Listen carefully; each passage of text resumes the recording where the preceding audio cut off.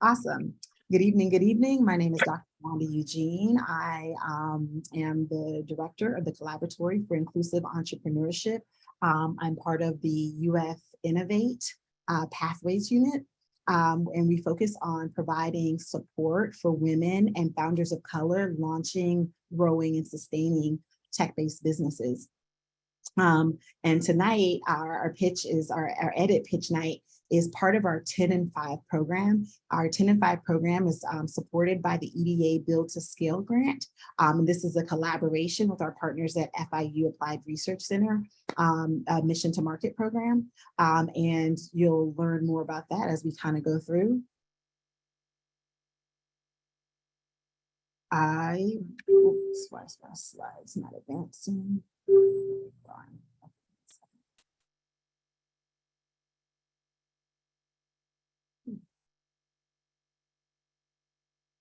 Technical difficulties.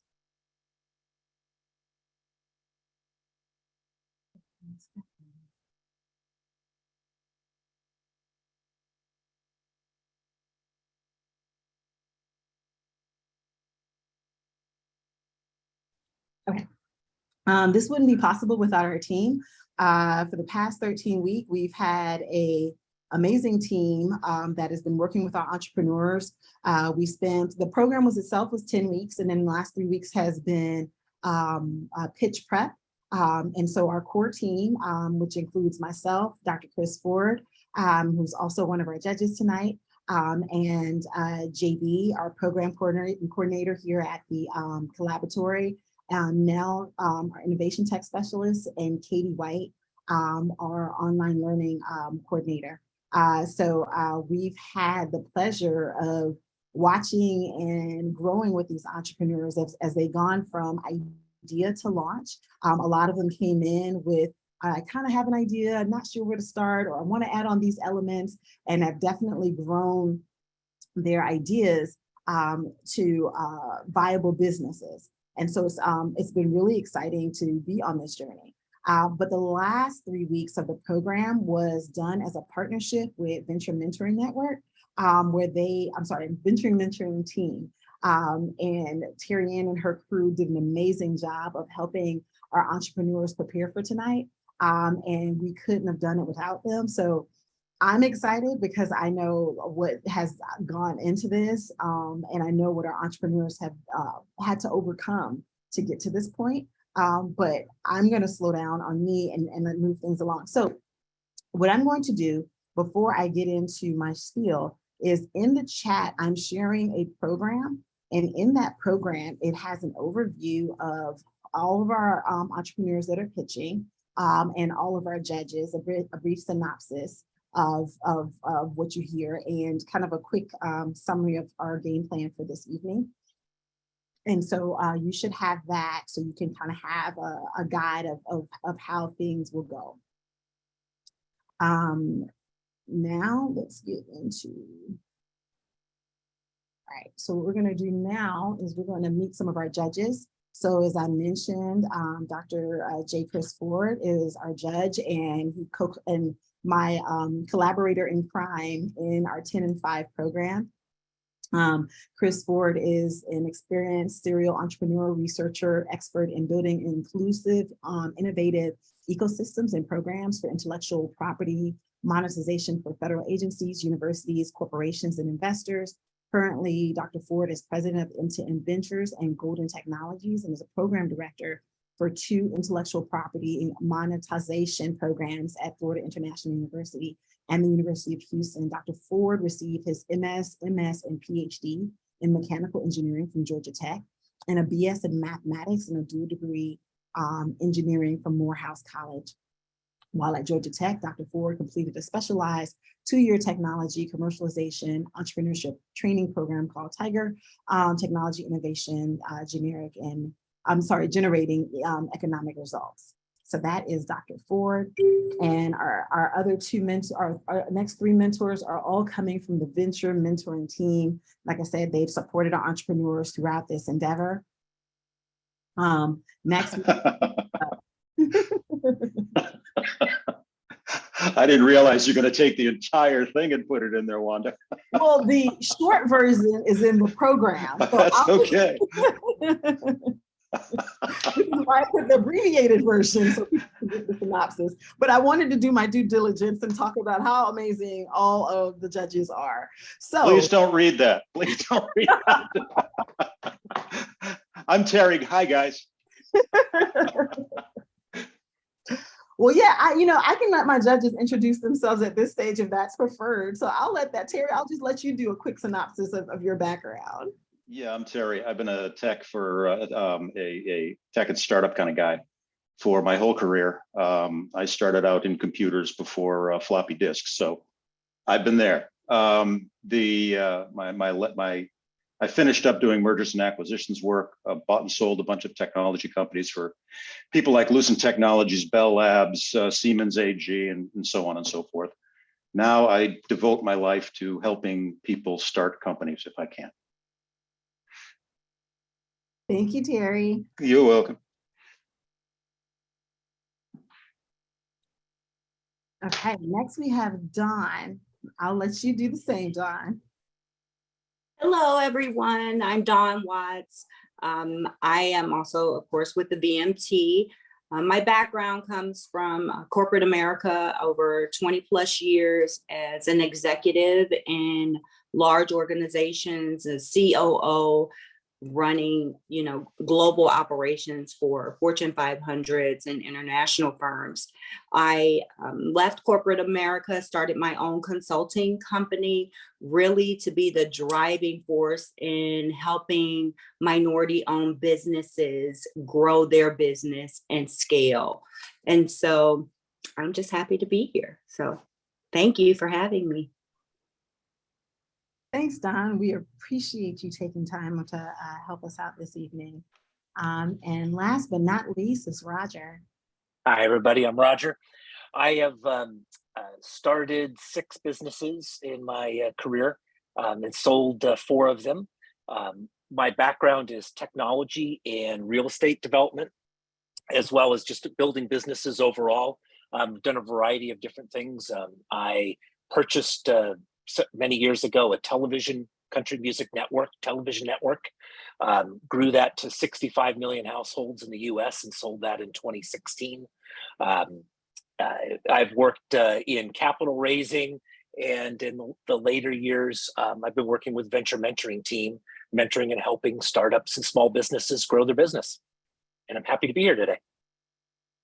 Thank you, Roger. All righty, so without further ado, the entrepreneurs will introduce themselves as they go through their pitches. And so the plan for today is that we're going to go through the entrepreneurs in the list of the program, and I'm going to put that in the chat again for those who joined us later. And so we're going to go through them in that particular order. As we go to each entrepreneur, their slides will be loaded. And they will then be given remote control to control their slides, to advance them on their own.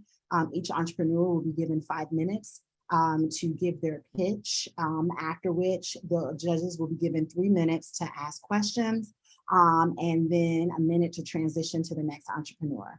And so we should hopefully flow things pretty smoothly. Fatima, our intern, will be keeping track of time, and so she'll post it in chat as real time, and I'll lightly voice it to make sure entrepreneurs are aware of where they are with that. So we'll once they start, we'll let them know at the 1 minute mark and when time is up, how to proceed. All right, so let me switch.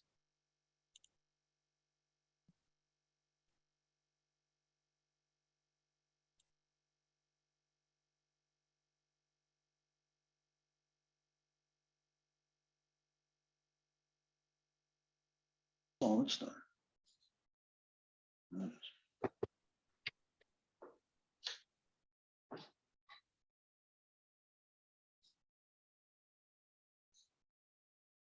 All right, Marnisha, you should have remote control access to advance your slides and unmute yourself. And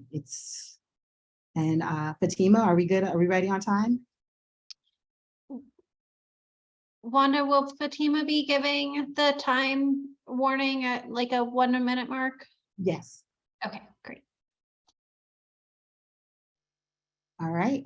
Fatima said she's ready. Marnisha, it looks like you got your remote access. All right. I'm sorry. No, you're good. All right. Go ahead, Marnisha.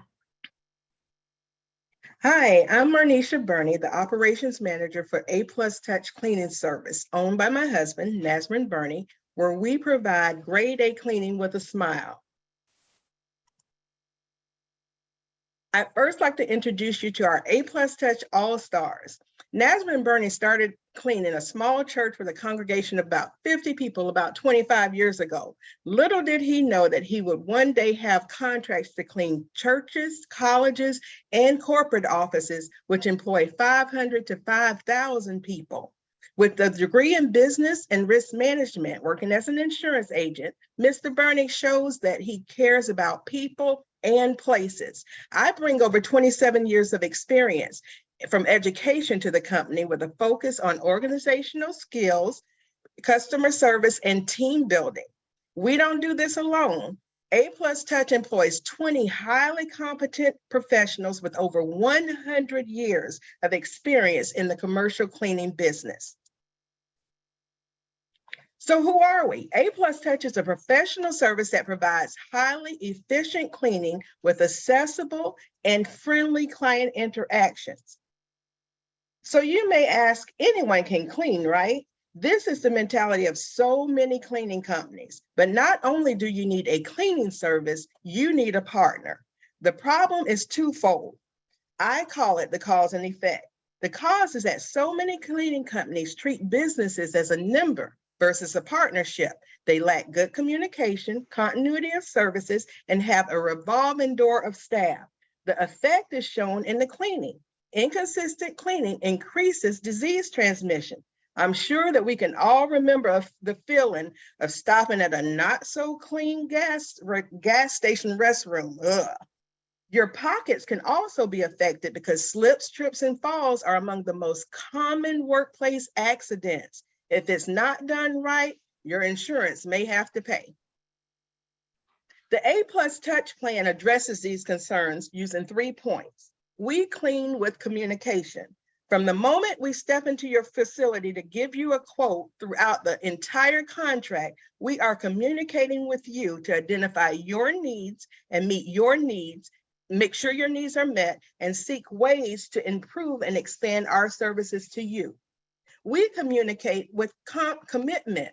We are committed to offering exceptional cleaning services using professional grade chemicals and advanced technology and equipment.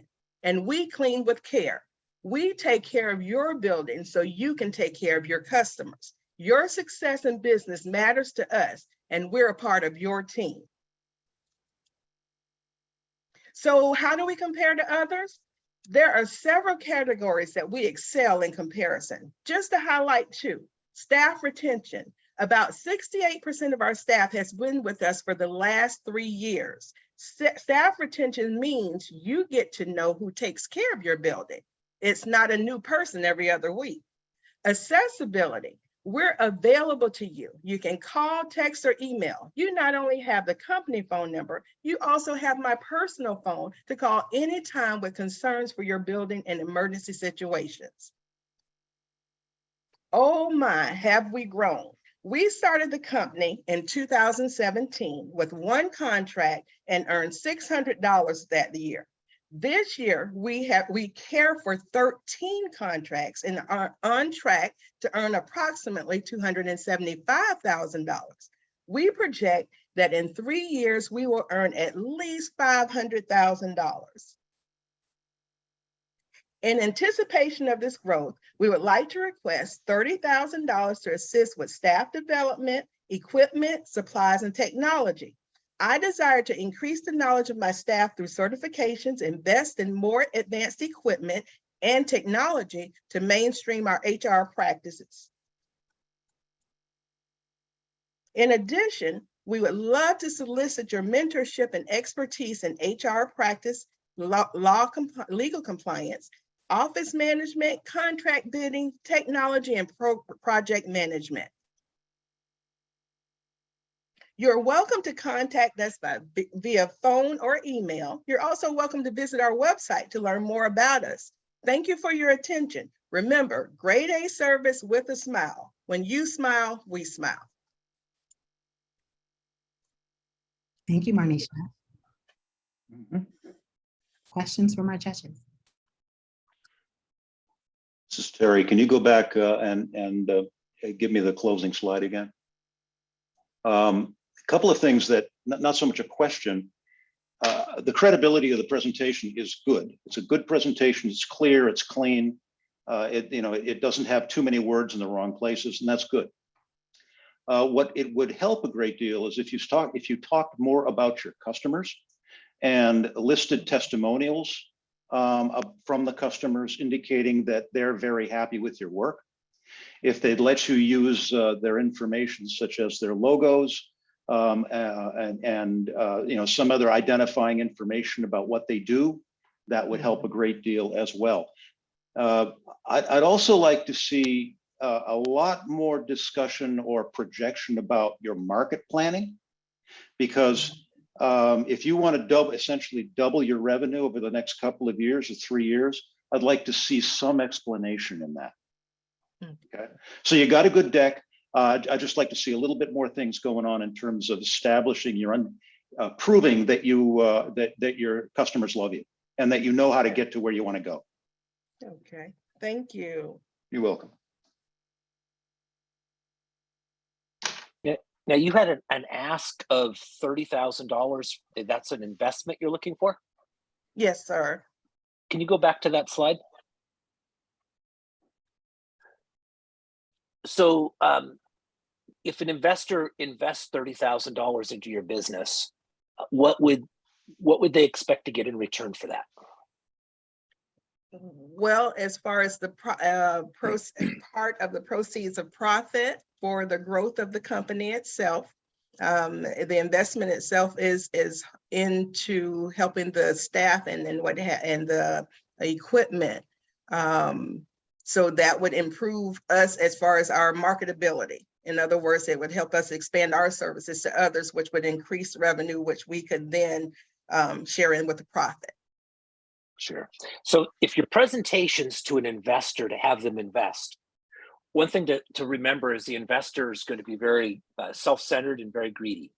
Mm-hmm. The investor is going to be thinking of themselves, and they're going to be thinking, if I put $30,000 here, when am I going to get my $30,000 back, and how much money is that going to make me? So we have to tell them that story. And one of the real tricks to getting people to invest in your business is you have to get them to where their sense of greed exceeds their sense of apprehension to make the investment, where they think that I really need to be in on this deal. So you need to be showing them, if they come in, it's good. You have a good use of funds of how you use the money. But then what you want to talk to the investor about is what you're going to return back to them. Is there going to be a point where the company sells in the future? Or is it going to make so much money every year that it's just going to pour cash into them? They're going to be looking for that. Okay. In that. Dawn? Thank you. I have a couple. I'll go after Dawn. Okay. I would ask that you, to Terry's point earlier, that you really talk about who your client base is, who your customers are, to make it more appealing for someone to want to actually invest, knowing that you have, or at least tell us who are your repeat clients. How long have you had the same clients? What does that actually look like? So I think that would be good to have in your pitch deck as well. Okay, thank you. Yeah, just excellent points from my fellow judges. A couple of points, maybe first with Don's point. You went from one contract 600 then to 13 contracts at 275K. So understanding of which customers, those contracts that are paying 20K average. And in terms of, do analysis of which customers are paying and get into the analysis of why and how. So what industries are they in, and do a really good analysis of that. Other point, is, which would be good to highlight in your pitch deck of, what's it costing you to acquire those customers? So let's do an analysis, for the 20, so for the, say as an example, one of your top contracts probably around 20K. Well, how'd you get that contract? How much marketing did you do? How much did you spend to get that contract? So when you start asking, you probably need debt. I wouldn't even take equity. This is probably a debt deal you can get. So if it's costing you, say, $1,000 to get a 20K contract, you can say 10% of your goal, 3K, is towards marketing, then that you probably generate about 60K in business. So you want to do analysis on your unit economics and customer acquisition costs. And I think that'll help you. And you didn't talk about your profit margins, which would be helpful. And then also your secret sauce in keeping, 6 to 8% retention rate of your staff. Is it because you're paying better? I know you have development. There's something in there you need to highlight, whether you're paying them 10% more than your competitors or what have you, but just highlight that. And I think you probably easily raise that with just your unit economics. Okay. Thank you.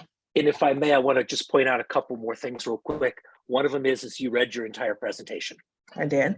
It came across in the presenting, right? You didn't have the eye contact with the audience and the you didn't seem comfortable enough with your presentation yet to be able to not require the notes. So that's something to think about is to work towards that. The other last thing I wanted to mention real quick was when you mentioned your benefit statements and your problem statement and solutions, they didn't seem, I wrote down, they didn't feel real to me. What did you do to validate your problem and your solution that you have for it? Did you go talk to a lot of your customers about what their real needs are? Was that what were the things that you identified again? Right. That was actually the word of mouth that I heard from the actual people, facility managers and what have you. Inconsistent service, not being there all the time, always having new people, that kind of thing, and not following through with what the job is requiring for them to do. So that's where I gleaned that from. Yes, sir. So as much as you can mention that and then bring that in, we've spoken to X number of property managers, perhaps add some credibility to the problem solution so that someone doesn't get the same feeling I had, which was, I didn't feel like this was the real problem that you're solving. Okay. Thank you. Wonderful. Thank you. Well done. Yeah, last thing on 30K, you're never going to get 30K from a professional investor. No professional investor would invest that money, not because there's anything wrong with it, but it's just too small. Now, if you're out there asking for 3 million or 30 million, you might get a little bit more traction, but your business doesn't support that concept. This is kind of like a friends and family loan from somebody you know, or a group of people you know. Or you might go to the SBA and see if you can get a small business development loan. Yes, sir. Okay. All righty, we are ready for our next entrepreneur. And I apologize, Atisha, I spelled your name wrong in the program. My apologies. But No problem. Take it away. Hi, good evening. My name is Atisha Lewis, and I'm the founder of Neighborhood CSA. Do you know how long fruits and vegetables sit on a truck or in a cooler before they even reach your grocery store? Let's take apples. How long do you think apples are stored before you purchase them? On average, 12 to 14 months. Today, I'm going to talk to you. Oh dear. There we go. Today, I'm going to talk to you about a platform that will connect you to fresh, high quality produce grown right in your neighborhood. But first, I would like to introduce you to Marita. Marita is a backyard gardener. She has a sizable home garden and grows fruits, vegetables, and herbs. She is confident in her ability to grow fantastic produce, and she often needs to offload her produce quickly to anyone who will take it. However, she cannot grow all of the food she wants to eat, and she's very dismayed by the quality that she finds at her local supermarket. Marita is not alone. We have more home gardeners today than we've had in the past 20 years. The National Gardening Association released their 2022 survey, and over 100 million US households actively maintain a home garden. 40% of those grow vegetables, fruits, and herbs. This is an increase from 25% in 2019. And we see this increase across all generations. In the past year alone, millennial gardeners have increased by 65% and Gen Z gardeners by 44%. What does this mean? Today, we have more gardeners with a greater incentive to garden who need access to seeds, supplies, and knowledge. And at the same time, there's a significant number of consumers who want to purchase sustainably grown, hyper-local fruits and vegetables, but they cannot due to issues with sourcing and accessing this quality produce.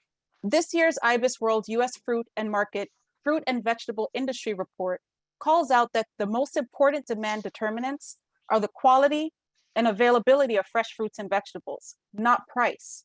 However, as you've noticed, I'm sure, the unit price of produce has increased, as well as industry volatility, just as this demand is increasing. They wrapped up the report by saying that this presents an opportunity for new operators, specifically online retailers that offer a delivery option. And this is where we come in. Neighborhood CSA is an intuitive, easy to use platform where backyard gardeners can sell or trade their excess produce. Site visitors will be able to view listings of the fresh produce available in their area, and gardeners will be able to create a profile listing what they have available and when. The gardeners' profiles and the items they have available will be searchable by distance, plant and variety name, as well as time available, which is key for facilitating just-in-time transactions, very important for fresh produce. So far, I've talked to you about the year one MVP version of Neighborhood CSA, and you may be asking, what is a CSA? It stands for Community Supported Agriculture, and it is a very popular revenue model used by small-scale farmers. Customers pay a subscription fee to receive a box of produce, weekly, bi-weekly, or monthly, and this model is a key piece to our growth strategy. For the first 2 years, we will be focusing on building a substantial base of gardeners with high-quality photos of their produce and strong vetting standards. Year 3 and 4 is where we'll begin testing our consumer-facing UI, such as the option to order through existing food delivery apps. Customers will be able to build a box of locally grown, just-picked produce from the various growers on our platform, and that box will be delivered to their home. There are currently other websites where gardeners can sell or trade produce and buy supplies. However, people do not want to buy food from Craigslist.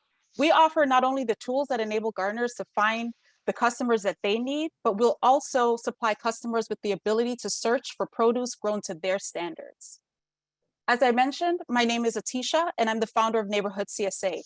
My background is in large-scale system improvement projects, but I've also worked in the organic produce space on farms and for produce distribution companies. Diana Chavez recently joined our team, and her expertise is in user acquisition and digital marketing, specifically in the startup space. However, we're looking to build out our team. So if you have or know anyone with expertise in the following areas, please contact me. Here's my contact info. Thank you so much for your time, and I would love to answer your questions. Thank you, Atisha. Do you want to go in the same order? Sure. Yeah, more or less. Yeah, first thing, a pitch is an exercise in building credibility, and you build your credibility slide by slide. It's far easier to destroy your credibility through doing something badly or not doing it at all. This, to me, is a highly credible pitch. It's very clean. It's focused. It bulletizes. There's not a lot of words. You didn't read the pitch. Overall, I'd give this very high marks as a pitch. That said, a couple of things were available or were kind of visible as missing. First thing is, I don't understand. You didn't go into your business model in any kind of detail. I don't know how you're going to make money, and I didn't go away believing you knew how you were going to make money, even if you did. I don't have any insights whatsoever into your cost structure. It sounds to me like you've got a delivery business in there someplace, but it's not clear whether you do or not, and they cost a lot of money. It's a very credible pitch that's missing some important stuff. It's probably the best way to say it. Yes. Okay. That I appreciate that. Thank you. Yeah. Yeah, I'd agree with Terry on the pitch, the graphics and the presentation's beautiful. Your presentation was excellent as far as the delivery was very, very good. I wrote down a few things And so what's happening when someone's looking at this, especially from like an investor standpoint, if you're talking to an investor, someone's going to be a potential business partner, you're asking for something from them. They're looking at this presentation, getting excited about what you're talking about, but they're also looking for all the things that are going to go wrong. So for me, first thing when we were talking about home gardening being a big thing, my first thing I wrote down was COVID effect, ? I know that during COVID, a lot of people started gardening a lot. The questions, now we're beyond that period. Now we're in post-COVID. So I look at it first and go, I wonder how many of our statistics are affected by COVID, and that I felt like it should be addressed. The adoption of getting customers to use some sort of an app to buy their produce in small boxes or small amounts throughout the city. I went, adoption sounds complicated, how you're going to get customers to adopt to buy that way versus I just go to the grocery store and buy what I need. Scalability, I don't know how you're going to take from all these small players and get them into boxes and get them distributed out. So logistics. So I just wrote down logistics, scalability, adoption sounds complicated. And I wonder how much is this the COVID effect? And we didn't get into any, as Terry mentioned, we're missing a lot of specifics on your business. So I don't know what else to critique it on other than it sounds like a wonderfully difficult project. Thank you. So I would definitely agree with both Terry and Roger. I think your presentation, the pitch deck is great. I am still trying to understand who your clients are going to be, who are the customers that are signing up to pay, how are you marketing to get them to sign up for this? And really the full concept of A to Z of what this actually is as a business. Yeah, I think I have a high level idea of what it is, but I don't understand the operational aspects of it and how it actually will work. Right. So I would just say to make sure that, as you're pitching, make sure you let the audience know exactly what it is and how it will work. How will it generate revenue? Right. And I got the benefit of how it helps the consumer. It's fresh produce, but how does it actually generate revenue for your business? Yeah. So. Right. And I have that information, but I'll make sure I share it in the actual pitch. Yes. Yes. Or share enough to show that you have it. Right, The other side of the coin is you go in and you show people too much detail.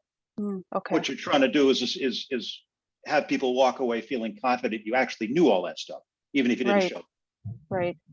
No, that makes total sense. Yeah. I will add that I love the data that you shared to support that. That was great, very credible data. So that's awesome. Thank you. Yeah, so just to make that cleanup, agree with all points.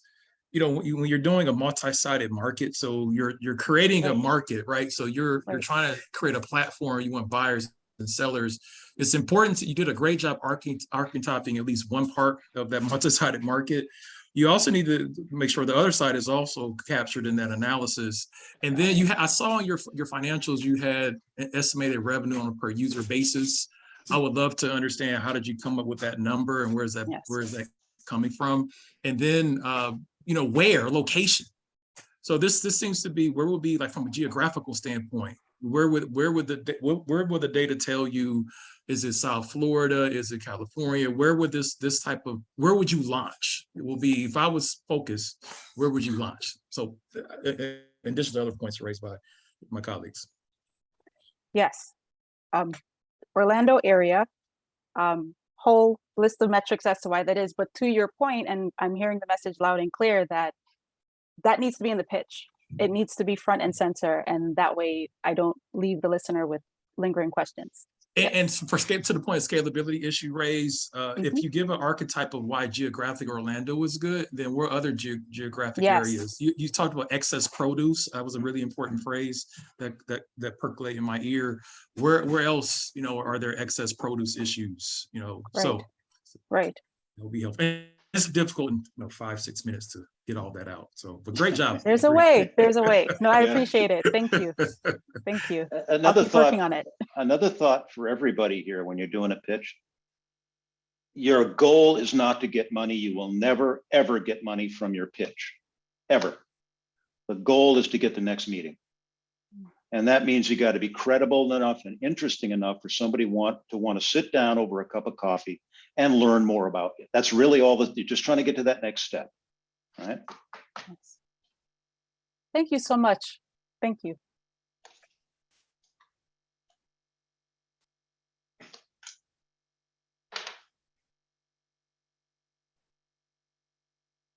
Where's Dale? Oh, there he is.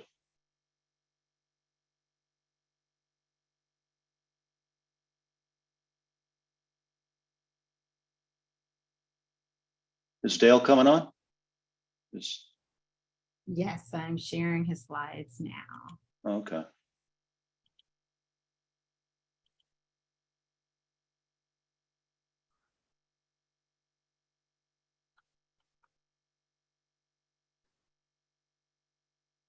All right, Dale, you should have remote control access to control your slides, and we are ready when you are. Oh, Dale is having issues with his mic. Do you want to go on to the next one and then, we'll get Dale when later in the sequence? Yeah, we can do that. Okay. All right, Lisa will do that next. 1 second, let me cue her.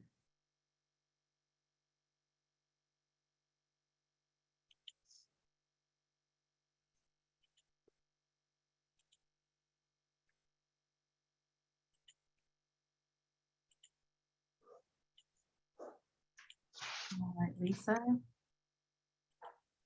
Lisa, you are up and you have remote control access to advance your slides. We are ready when you are. Hi, sorry, I don't see how to advance them just with scrolling. Is that it? Okay. Just click. Hi. Let's talk about clutter. It's my favorite thing. I will define what it is, where it comes from, who has it, and how to manage it. Clutter means different things to different people, but it always competes with calm in our space. I define clutter as unfinished projects, anything unused, uncomfortable, unorganized, or simply having too many things for the space you have to store it. I've heard it said that clutter comes to us in two ways, either through situational events or self-imposed decisions. I have personal experience. Sorry, my slide's not clicking. I'm sorry, I want to just click. It's not going anywhere. There we go. There you go. I'm Lisa.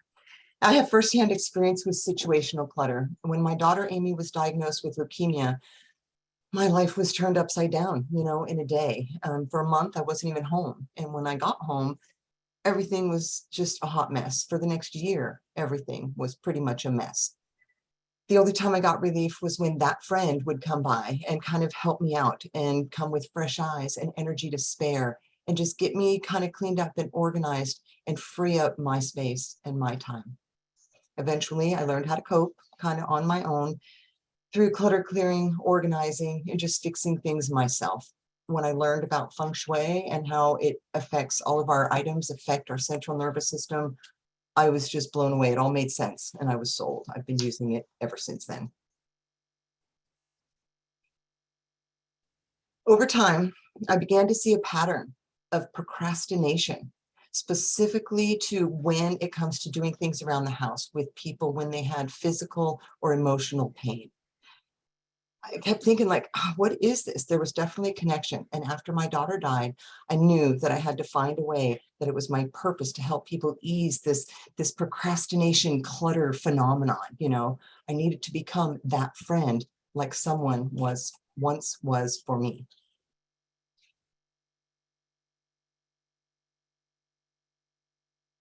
After working with people for over 20 years, I've seen that we are all so much more alike than we are different. We might have different houses, but we all want calm at home. And I've learned that with a friend's help and a proven process, it is totally possible to make any space calm, even the most boring hospital room, you know, in any situation. And believe me, over the years, I've seen a lot of situations.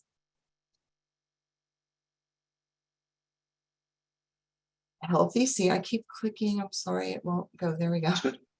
Healthy seniors with disposable income are my favorite market. They're usually single, divorced, or widowed. Homeowners are more likely to pay for any services, not only to protect their investment, because it increases their ability to stay home, to age in place safely and comfortably. A natural sub-market of this group is their busy adult children, friends, and neighbors. When it comes to competition, sorry, I don't know how to go back. Oh, there's really no comparison. There we go. There it is. Others come, they go, they do it and they go. That's not always sustainable for a client to maintain on their own. By working with that friend, there's always a collaboration. It's custom tailored to their individual, their space, their ability, their family, their lifestyle. So there's better buy-in and there's better follow through. I know, I've seen it. I'm a native Californian. I moved here last year, so I've only been active doing this since about January 2022. Right now, I'm just at about maybe 25% capacity for my availability. I clearly need more exposure and more clients. I have minimal fixed expenses and very low overhead. My goal is to, at 1 year, be at full capacity. In the second year, be able to hire and train people in my space process. And by a third year, have a model that's suitable for franchising. I have begun asking my clients for personal referrals, which is working really well. I've gotten a few just this month already. I will increase my presence in Tallahassee by just connecting with people, really taking advantage of the upcoming holiday seasons. I plan to go to like all the parties and just keep meeting people and keep sharing what I'm doing. In closing, have you ever heard the old proverb, the cobbler's kids have no shoes? To some degree, that's me. I can organize your whole house, right? But I need help with the back end stuff, systems and record keeping. Like I kind of need that friend, you know, to show me something that I can easily maintain on my own. I know that with proper guidance, I can fulfill my vision of serving humanity, one community, one neighborhood, one household, one friend at a time. I am that friend, a friend with a purpose. Thank you. Thanks. This is a curious deck and a curious presentation in certain ways. Part way into it, a few slides into it, I didn't know whether you were a declutterer, a life coach, a therapist, a feng shui practitioner, or what.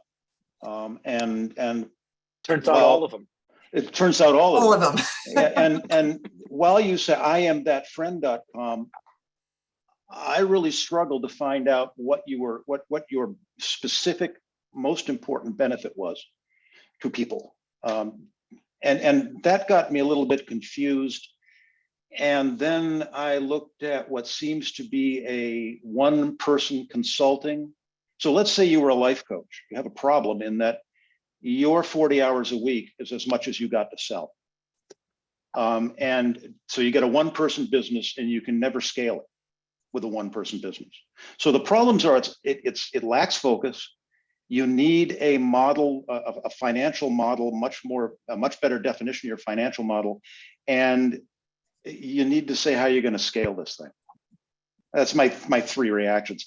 You could really do, I think, with a better tagline than a friend with a purpose, because you don't want to let an audience leave the first slide without understanding what you do. Right. All right. Otherwise, they're casting around trying to figure out, why am I listening to this? And you don't want them to do that. You want them to know instantly what your business is and why you're here. Right, right. Thank you. Oh, that went back. Like you said, yeah, it's definitely a little bit of everything.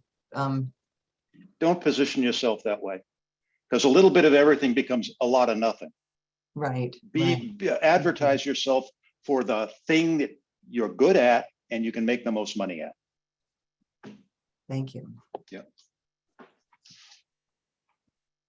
What is it here, Lisa, that motivated you to start this business?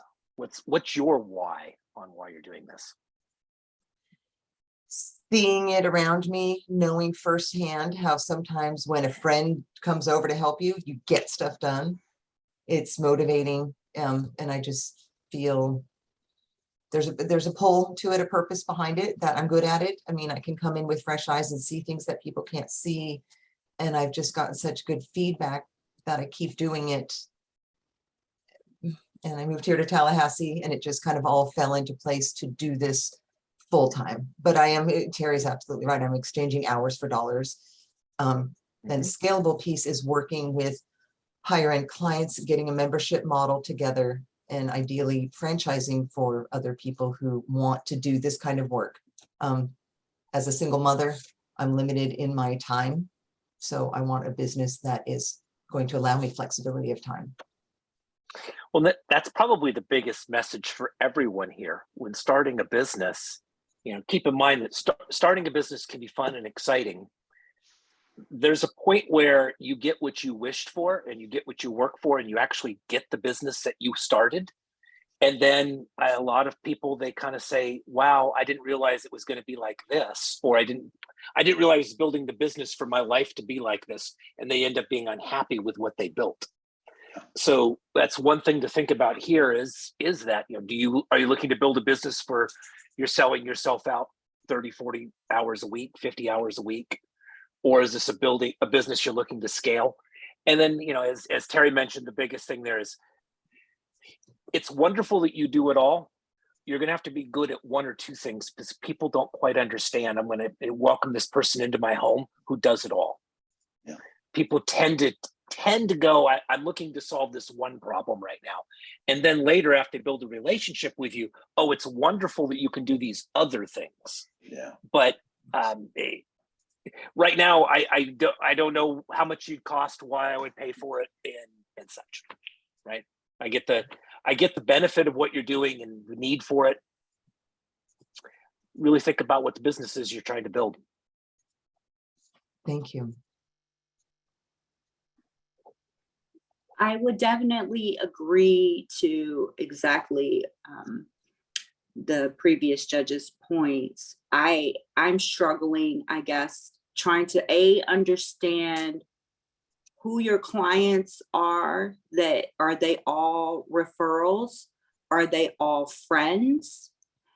Do you have any clients that called you up because they saw your services someplace that you're not connected with?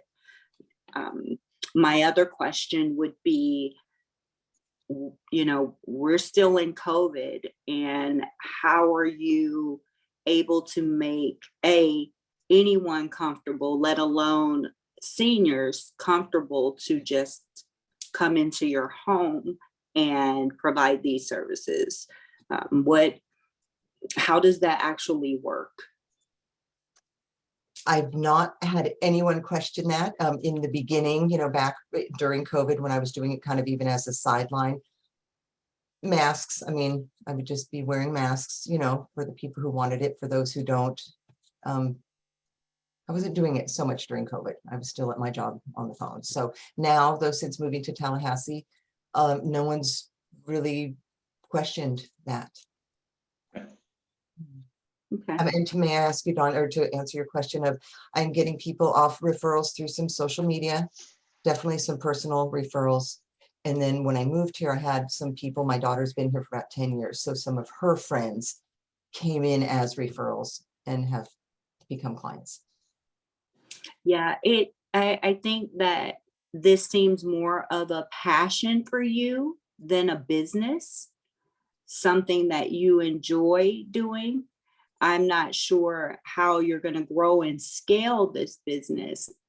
But this to me seems more in line with almost nonprofit and social organization work. And so I'm not trying to discourage you. I'm just trying to really understand what I understand the value that you're bringing, because it was an experience that you went through and found value in. How do you convince everyone else that there's value for this?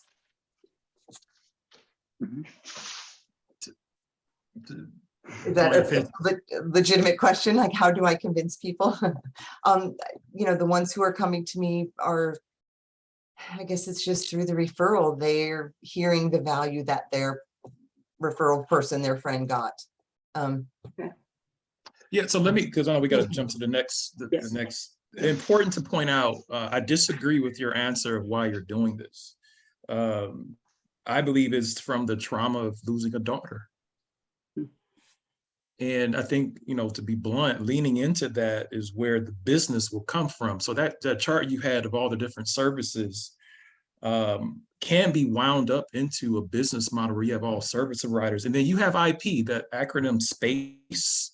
I don't know all what that process is, but that seems to be a replicable, scalable process where you can have space agents, so to speak, who will work through your IP and the business model that needs to be. I agree with all points raised. You got to, what's your financial model, revenue, cost of goods sold, et cetera. But it can be, to Dawn's point, you can go a nonprofit, but you can also turn to a franchisable model.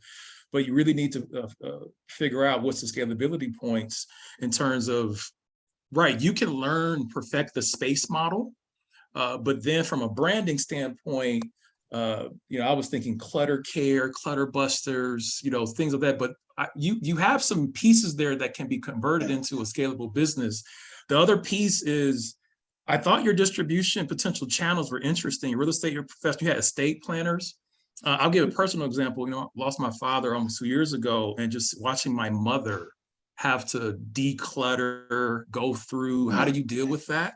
So there's a market with Those are my favorite planners. clients.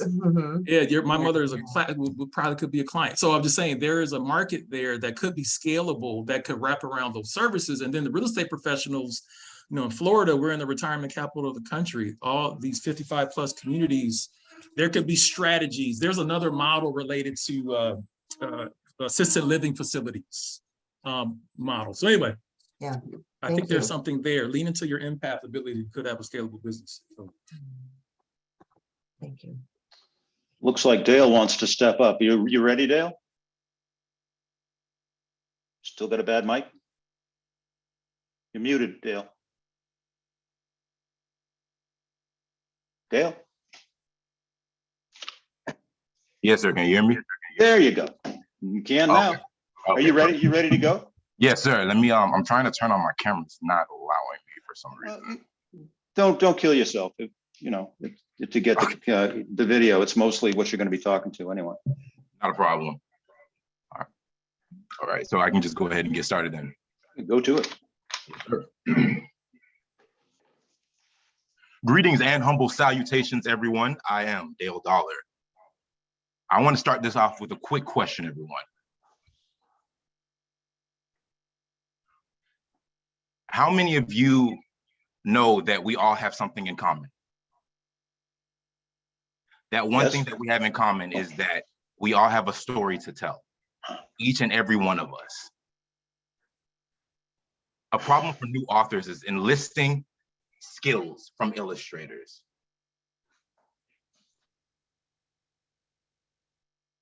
My solution to this is that we create a space to connect both our illustrators and our authors together, to bridge the gap.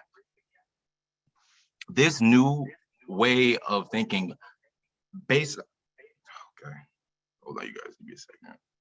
Okay, I had feedback, forgive me. This new way of thinking in terms of the digital age and how we are trying to keep up with the times. A lot of people want to go ahead and share their story, to tell their story. And the best way to do it is to become a self-published author, to write your own story, to write your own book. But you need another part to that. In order for somebody to go ahead and understand your story, you need someone to illustrate this idea that you have in your head. My solution is to create a space to connect illustrators and authors together so that they can go ahead and create graphic novels, create storyboards, start that stepping stone that leads you to bigger and better things. I am a published author, graphic designer, and founder of Dreaming Dollar Studios. Help me tell your story. The benefits of my app, Cave Art, connecting authors, kickstarting your graphic novels and storyboards. You get to choose your own art style that best fits your style of poetry, whether it be a do-it-yourself book, whether it be a help book, self-help book, inspiration. You have that freedom to choose what you would like your artwork to portray. This also is going to help create an engagement for a growing population of authors and illustrators. Market information to back up my statements. 30 to 34% of all ebooks sold are self-published. 300 million self-published books are sold each year.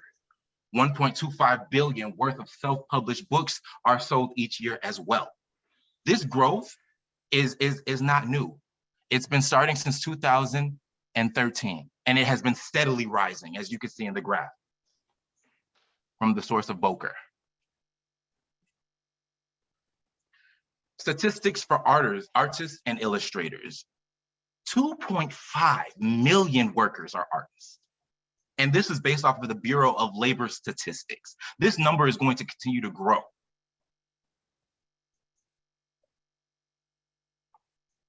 Some examples of successful graphic novels we have here is The Hobbit, Howl's Moving Castle, Golden Compass, Lord of the Rings, Alice in Wonderland, Jurassic Park, Stranger Things, you name it. All of these started off with an idea in someone's head that they put to paper, and they found an illustrator to illustrate this idea, to market it, to grow it into something a community watches.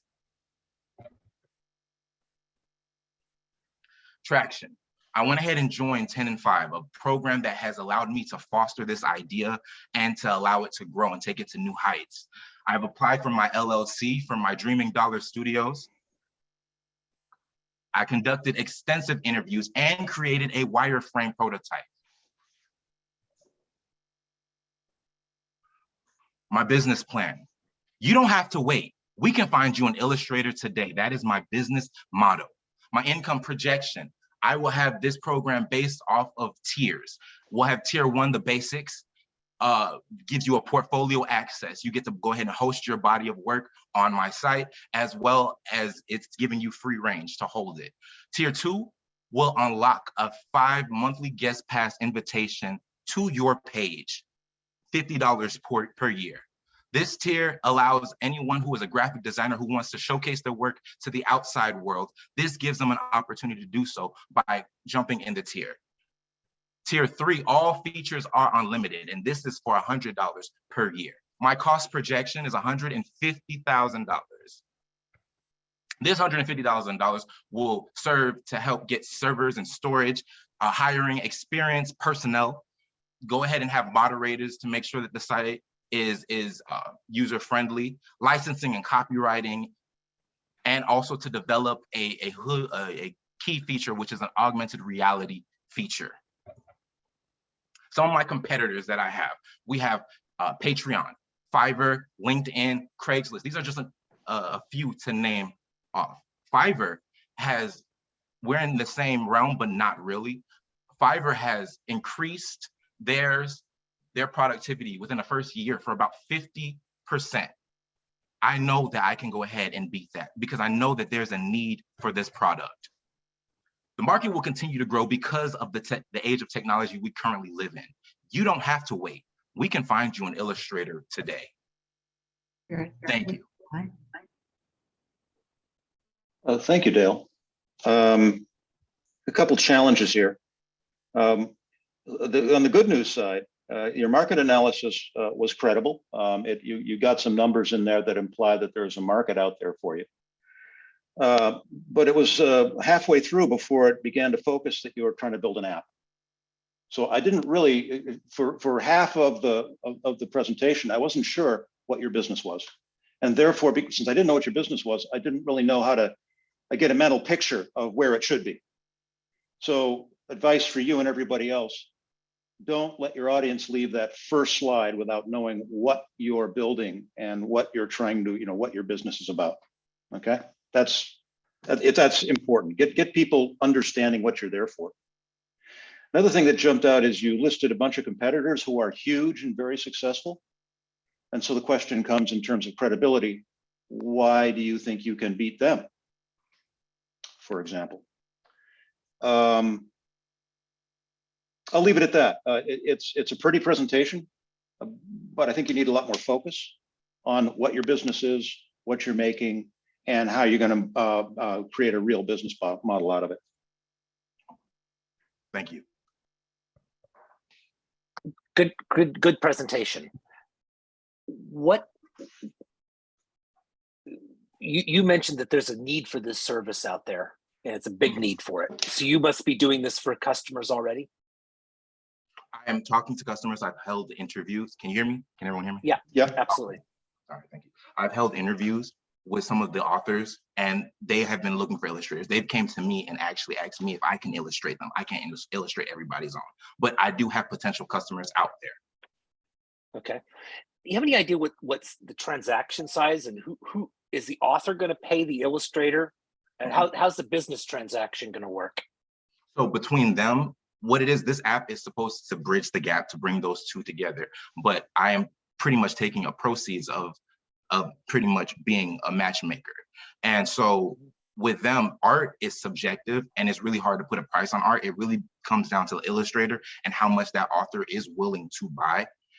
The illustrator could put their prices at say $500, $600 up there to complete a whole book. The author can go ahead and choose whether or not he wants to go with that illustrator, or he or she would like to go with that illustrator, or they can find another illustrator, because it will be a host of places where you can choose from, where you can go ahead. If it's not your pricing, we can find you another illustrator who will give you your pricing, and that you can go ahead and move forward with them. Okay.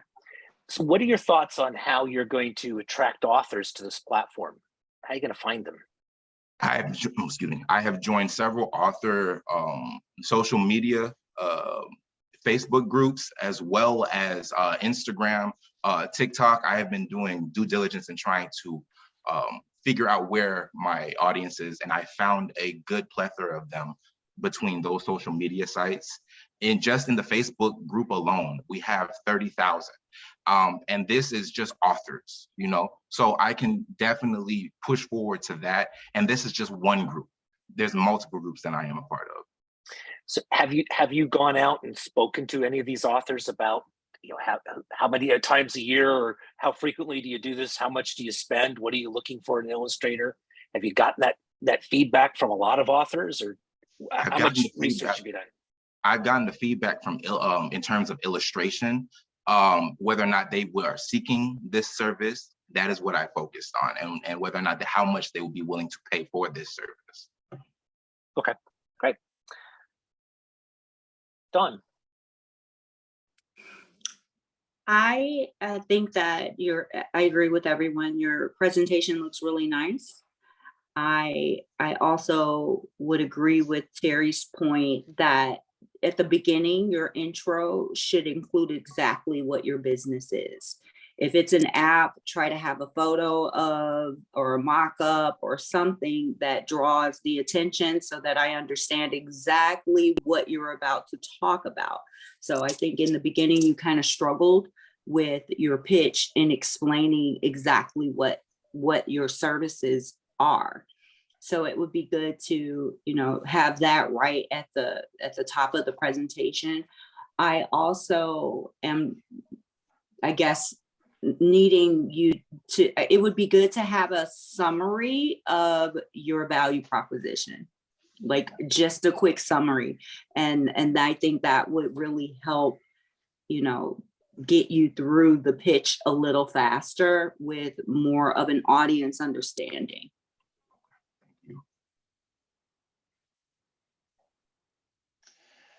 Hey, Dale, I just want to thank you for having a picture of me on your last page when I was in college. Well, last word before we move to the next one. Great job, Dale, with having Terry's college picture there. But the couple of thoughts to think about. One competitor you should look at, Upwork. There's a lot of authors use Upwork for various services as opposed to Fiverr. Two, I don't know what your app or your software development fees are, but it's quite obvious. I think you may want to look at some white label solutions. If you're just creating a marketplace, I'm fairly certain very inexpensively you probably can white label some services with minimal front end customization. And then thirdly, there may be this may be a situation where I don't know the number specific to graphic novels, which was really you focused on that. But if you have a distinct focus on graphic novels, which can be quite lucrative, to your earlier point about pricing, that may be a niche to focus on if the size and traction dictates that. If you're just going to be a run-of-the-mill illustrator for a mom and pop, self-publishing person who needs just $500 worth of service, that's one thing. But if it's a higher end, there may be a luxury type development opportunity there. So I think your market to earlier point raised by Roger, your customer archetypes really need to be precise. So what types of authors are you focused on? Is it graphic novel only? And then what types of illustrators? And be really crystal clear. And from there, the data and interviews will tell you and lead you which way you need to go. Thank you. Good point.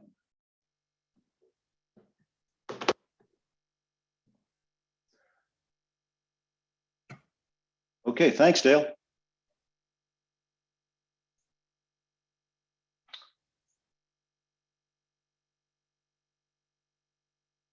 All righty, we're gonna have a 5-minute bio break in case anyone needs to handle the facilities.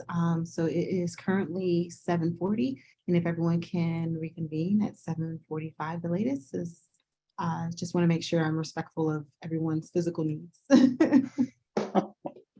Okay.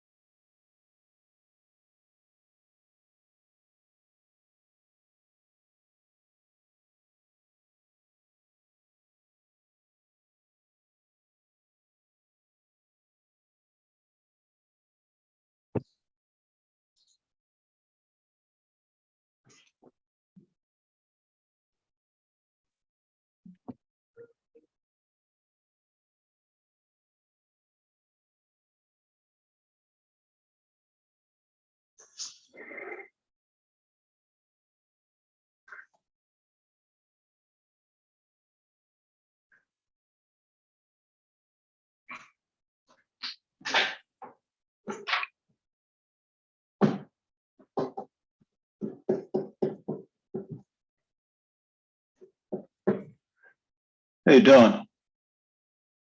You wanna change the order of commentary? That's fine. Okay, Sure. just so, different people thinking of different things. Good idea. No problem. No problem. So what do you say we just reverse it? Let Chris go first. Yep. Sounds good. Happy to bat lead off. Cleanup's fun though. I get to think of what you don't think of. So That's right. leading off is difficult. I've been lead off before in these, so Yeah, that's right. Hey, you finish it up with whatever they said. I agree with them. Right. That's right.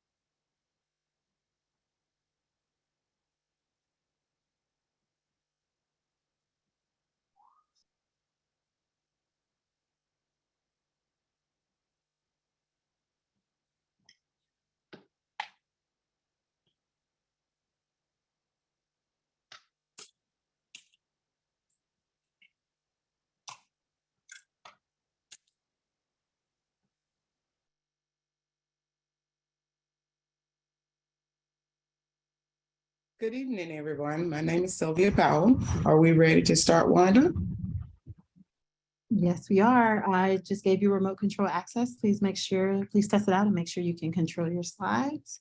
And then after that, we're ready. All right. My name is Sylvia Powell. I'm a farmer in Jacksonville, Florida, in Duval County. Oop.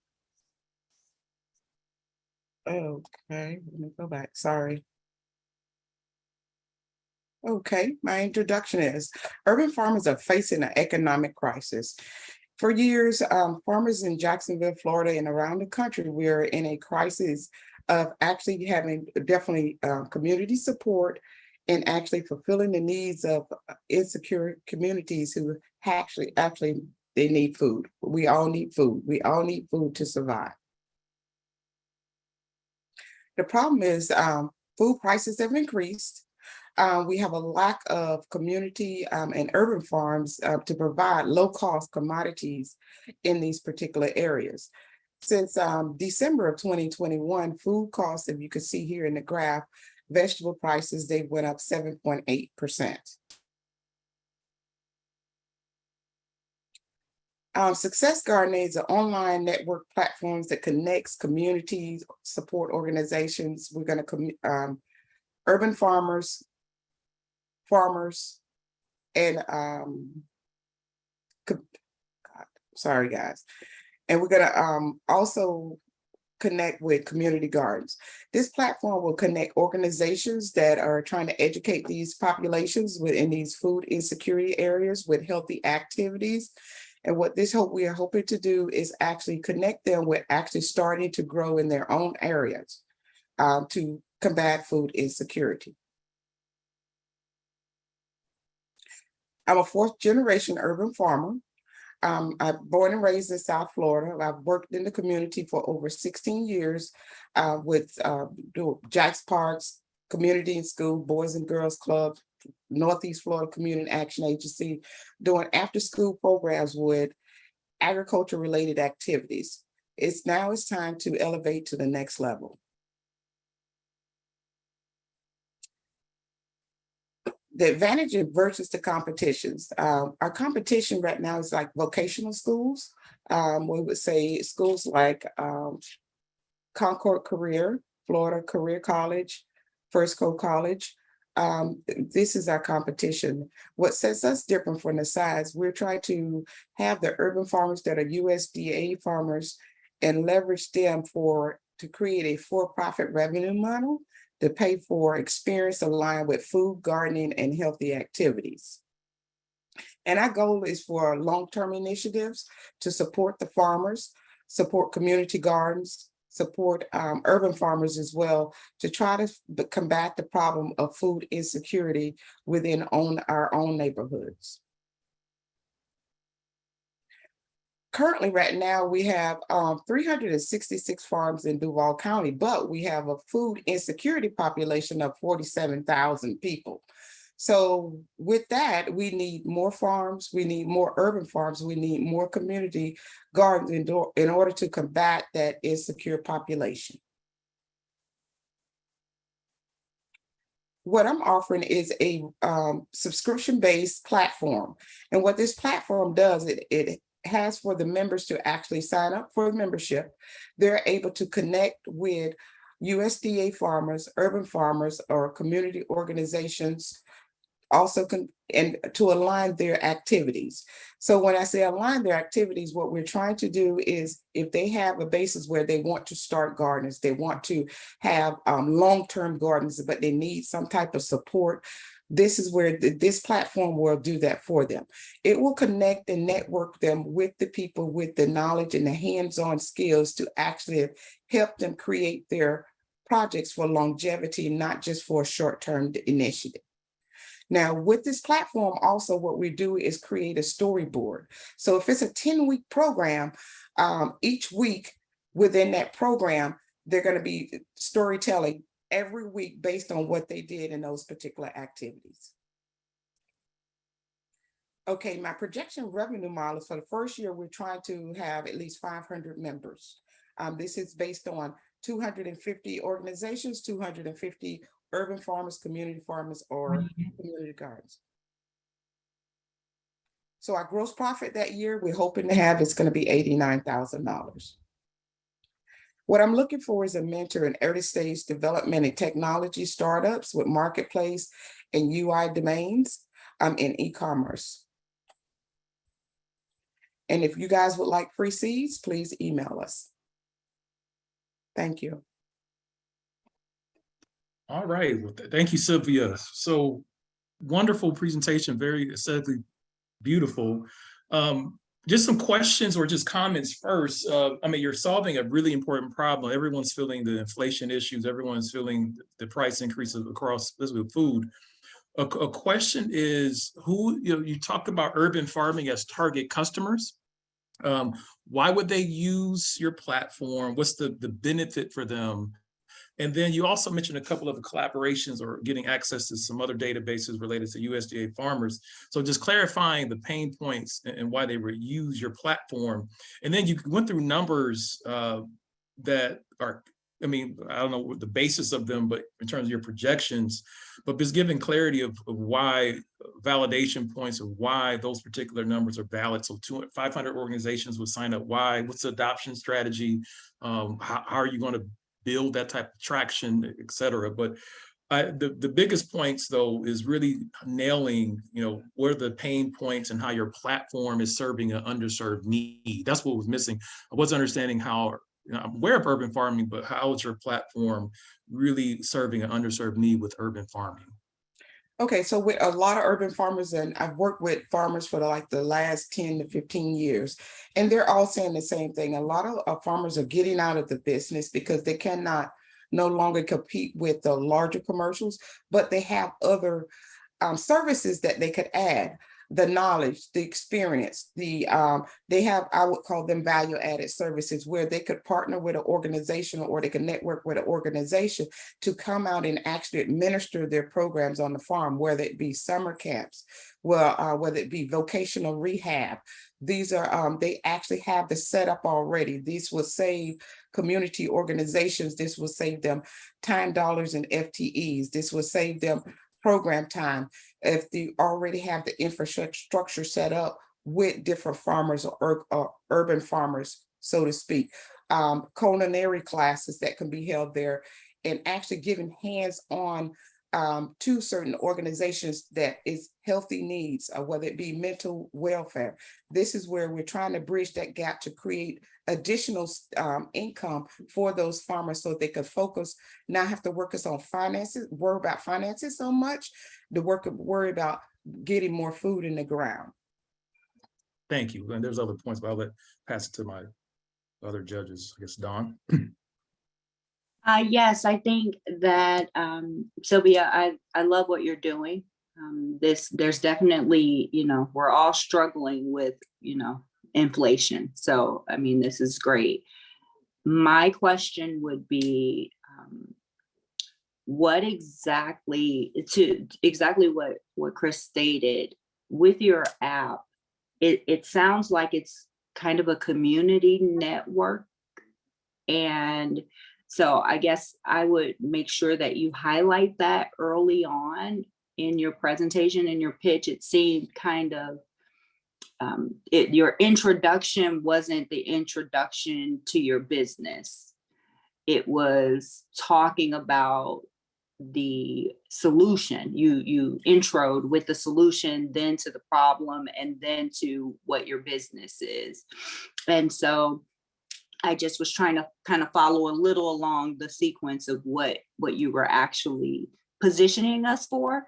Also, I would say that it would be beneficial if you could speak to the audience from a lens that we could understand for us that aren't farmers or not really familiar with the products and services that you're providing, to tell a story in a way that a kindergartner would try to understand, for lack of better words, just kind of simplify it for your audience so we understand exactly what it is that you're providing. Okay, thank you. Mm-hmm. Sylvia, let me give you an opportunity to, why don't you give me an elevator pitch of what your company does? Okay. Hey, my name is Sylvia Powell. Let's put some seeds in the ground. Let's network with some organizations to help for some long-term initiative. Do you know anyone who have youth that are kids with behavior problems, and we want to give them another career opportunity and possibly becoming a farmer? You have, let's just say, seniors with Alzheimer's that we're trying to rehab. You would like to rehab. Let's grow together. Let's grow healthy. Let's eat healthy. Do healthy activities. Okay, good. So good example here of the idea of an elevator pitch would be, you need to be able to explain what you do simply so I understand. I actually still don't understand what it is you do. You said, let's put some seeds in the ground, so you plant stuff, okay. And then you went in and brought in several other social issues that are going on and saying we can solve these social issues, but I don't really see the connection of how on them. So I think what you want to work on is clarity of message, and find some way to think about the fact that if you notice at the beginning here, I mentioned what it is that I did for a living. Do you remember what it was? No, you had a couple of different businesses and you actually. Yeah, and there's the problem with we try to throw too many things in, too many points. If I had come in and said, I am a certified public accountant and I've been doing accounting for small businesses for the last 40 years, you'd know exactly what I do. But instead I gave kind of, because I've done several different things, I try to show that I've got a variety of different areas that I can bring to the table, more than just public accounting for 40 years, right? But in this scenario, clarity of your message is so important. Of just being able to very simply say, this is what I do, this is the benefit that you gain from it. So think about that, because you've got 3 judges so far that aren't really exactly sure about exactly how you're solving the problem yet. So it's just, I think you really understand exactly what you're trying to solve and how you're going to do it. So we got to work on the communication of how to convey that information. All right, thank you.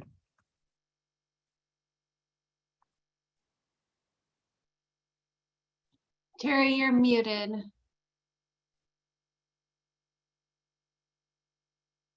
One of the key challenges to being an entrepreneur, and oddly enough, one of the key challenges of mentoring to entrepreneurs, is getting entrepreneurs to prioritize what they're trying to accomplish. Because if you're an entrepreneur, you usually have 5 different things you want to do.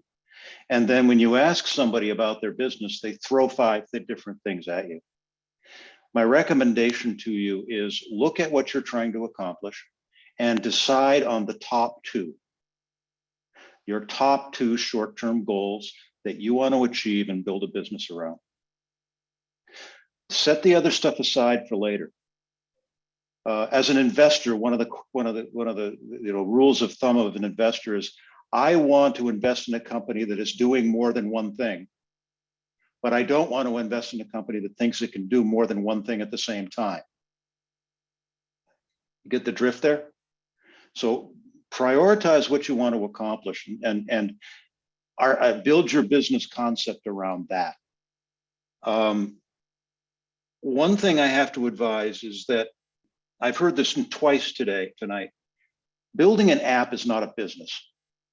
An app actually an app is a very expensive, complicated, difficult, ugly thing to build for anybody trying to build it.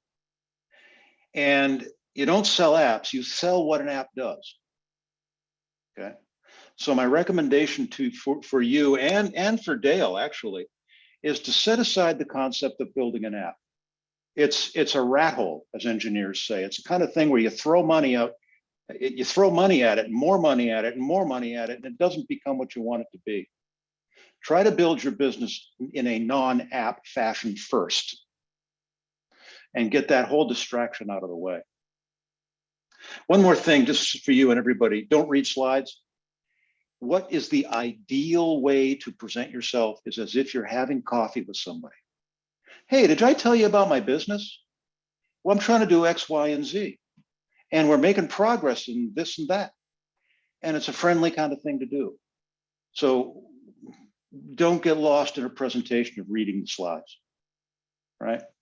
Bulletize everything and just talk about the important stuff, right? That's my only advice in this case.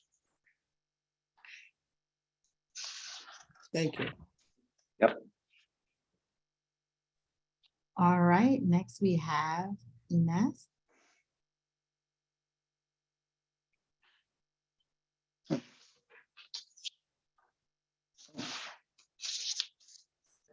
Ines, we can't hear you. Can you unmute?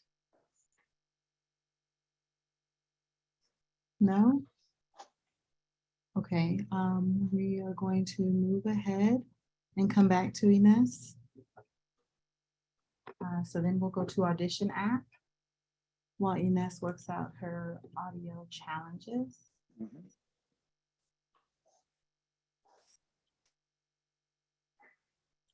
Hello, can you hear me? Yes. Yes, just Okay. Christopher. Okay. Okay. One second, guys. Trying to get your. Christian, before you get started, sorry about Terry's app comment. It's okay. I completely understand. It's got to be a business before it becomes an app. You're correct. You're absolutely correct. Yep. Hence my white label suggestion. I 100% agree. Don't waste time on developers. They'll eat your money. Oh yeah, Okay. they absolutely do. And then you have that conversation, but I thought you wanted to do this. Dang, that already happened. Okay. One moment. Oh, man. Since I gave him this control, it's not letting me regain control. 1 second. It's okay. He never wants me to be great.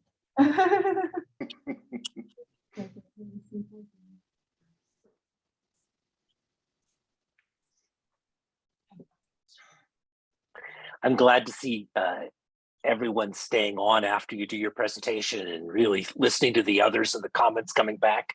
Because as many times as I've sat through these, I'm still learning stuff tonight from the other judges. I'm Every time. constantly learning every time I go through this. Yeah. So there's something to be learned. It's worth sticking around always. No matter how much that ice cold beer is calling. Amen. Amen, brother.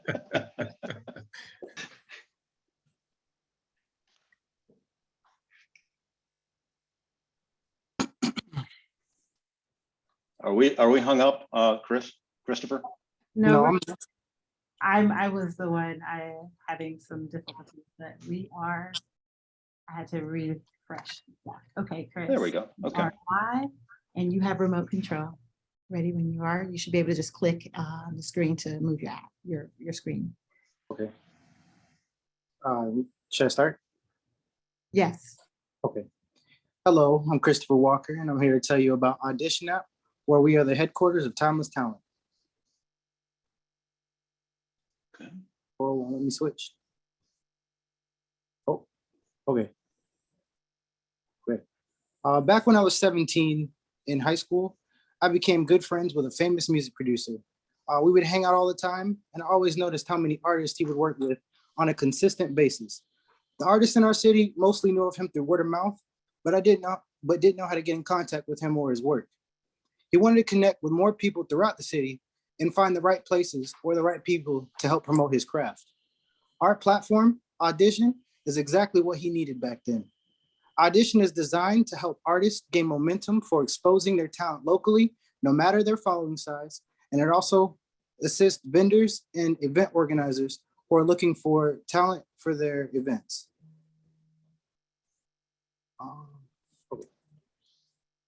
My friend would post on different social media sites, but only would find fans from out of town or overseas. He wanted to find a platform that connects and promotes himself to eager fans locally and find places to promote his craft. Back then, apps like SoundCloud or Musical.ly would have been our competition, but now it's currently Facebook, Twitter, TikTok, YouTube, Instagram, Gigmore, and Patreon. But what makes us different from those companies is that we're niche for artists promoting their talent locally and for those seeking local talent, because we provide a centralized location for artists and talent seekers.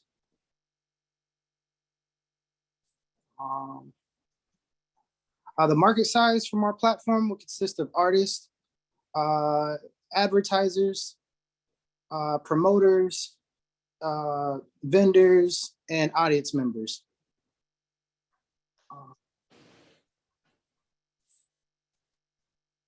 Going to the next one. Okay, and this is all thanks to our team, which consists of me, Christopher Walker, the founder and CEO with at least 10 years in the music industry, Lexley Shelton, who was a businessman with 10 years of business experience, Wyatt Bennett, who was an accountant with 7 years of experience in finance, and Rebecca Joseph, who was a business consulting agent with over 5 years in experience.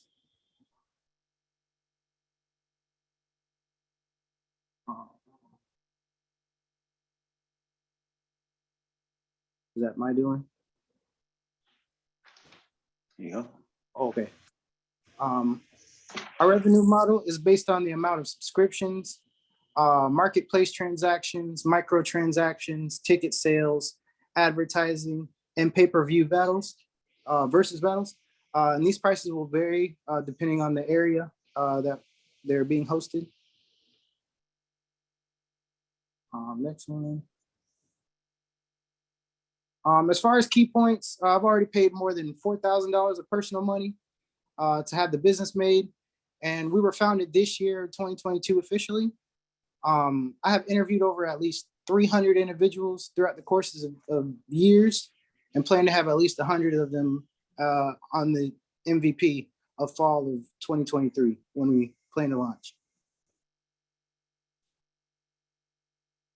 Next one.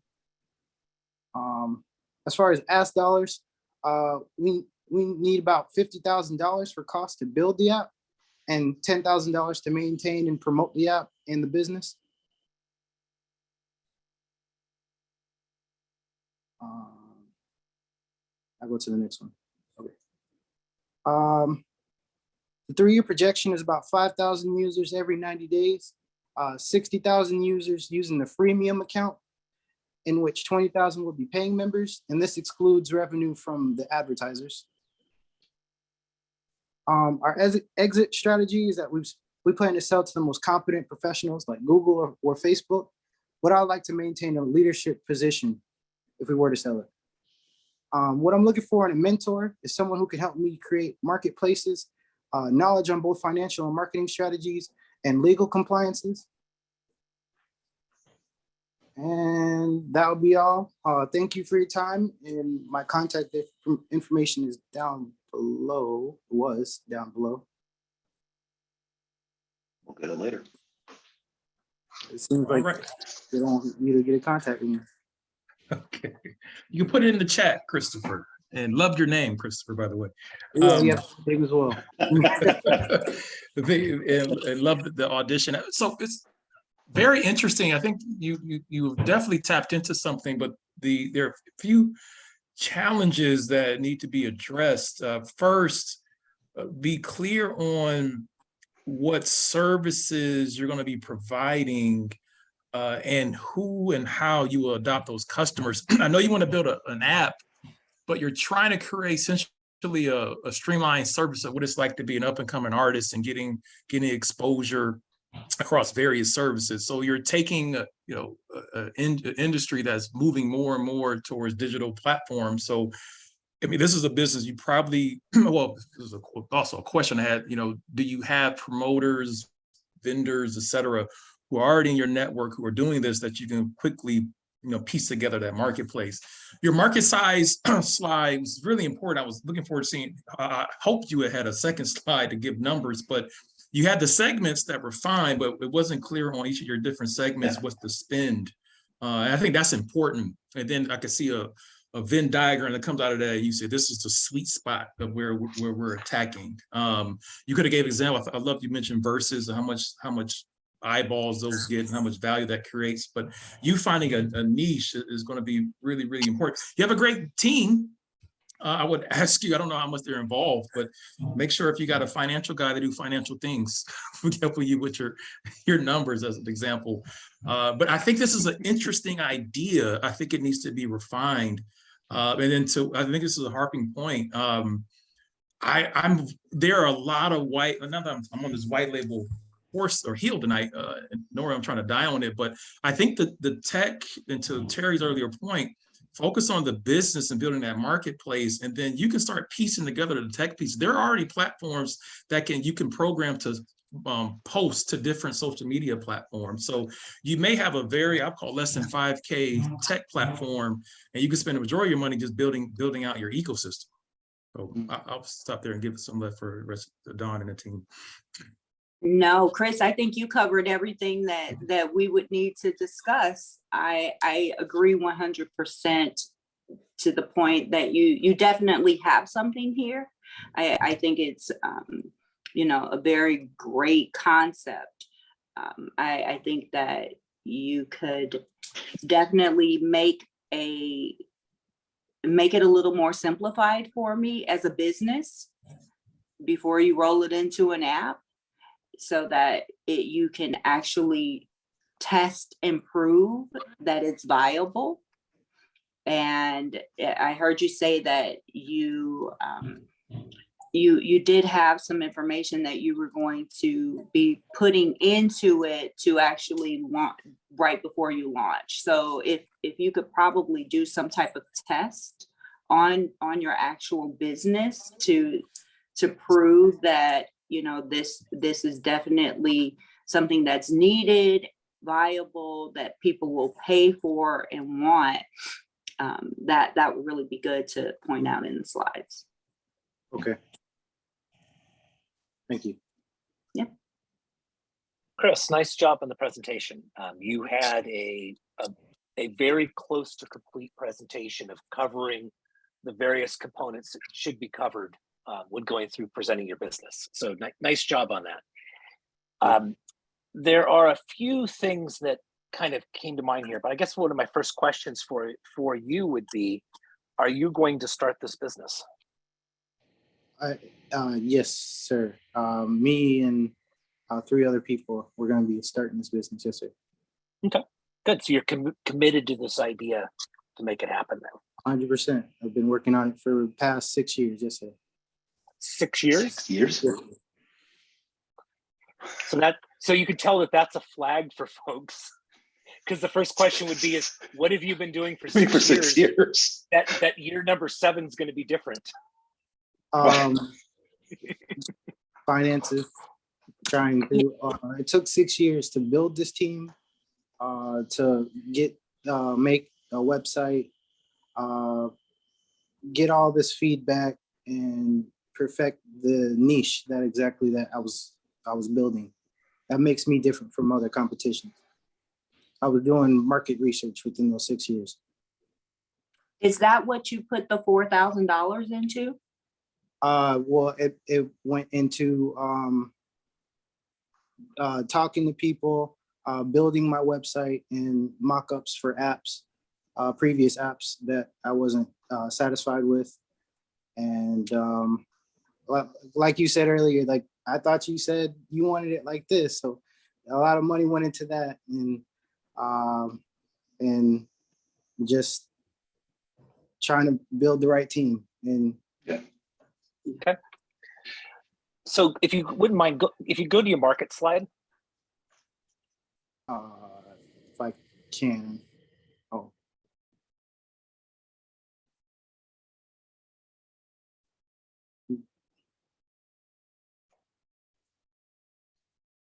I don't think I have control of this. Oh. Page up. For you, which slide you want me to go to? I think it's slide 4. The market slide? There it is. Great. Terry Bentley, what do you think of this market slide? I actually looked at this market slide and saw it much more as a business model slide. Okay. Because it's actually talking about what people, how the people interrelate to each other and what they buy from each other or sell to each other. So it's much more of a business model than a market slide. I thought your revenue slide could be combined with this slide and correctly be called a business model slide. Okay. You'd have to take a lot of things out, but here's your 4 market segments. Here's how they interact with each other. But there's no numbers talking about the size of these things, right? But it's really cool to see how they interact with each other because you're trying to build a business on the idea of how these people interact with each other. And I think you should invest a lot of your time into doing that. Set aside the whole idea of an app until you know you've got a successful business model built. Okay. and it works, right? And don't a brilliant app will never fix a bad business idea. It just doesn't do it, right? So you gotta figure out how all these folks work together on this page and what the economics are between them and how many of them there actually are. This is a key slide. And I think you should like go away to a cabin up in the mountains and stare at this slide for a month and a half, all right, until it makes sense to you. All right. I'm sorry, Roger, I went off on a rant there. My apologies. If you back up to the competitor slide. Oh, it's like, yeah. Who's scared that, first of all, those are his competitors for him? Well, the only way Roger's got a good story here with all these competitors is if he's got a niche none of them are going to do, and none of them are likely to do. Yep, and I have future plans that I want to incorporate with the business as well. Right now, I'm just starting small, but I'm going to add a lot more different ideas that these other platforms don't have. Yeah. I think the key here is that you're not the only one playing in the music space of trying to help musicians promote themselves. Yeah. Matter of fact, we at the VMT have heard quite a few presentations in regards to this, and we're just a small microcosm of the universe. So you likely don't have your competitors here. I don't disagree with you that the bands are using these platforms to market themselves. But you're not a replacement for these platforms for that purpose. but I bet you there are competitors out there that are in your space you haven't found yet. So you need to find them with more market research, would be my takeaway when I see this as your competitors, because no way are you the next Facebook, TikTok, or YouTube, I'm sorry, or Twitter. Yeah. With this idea, right?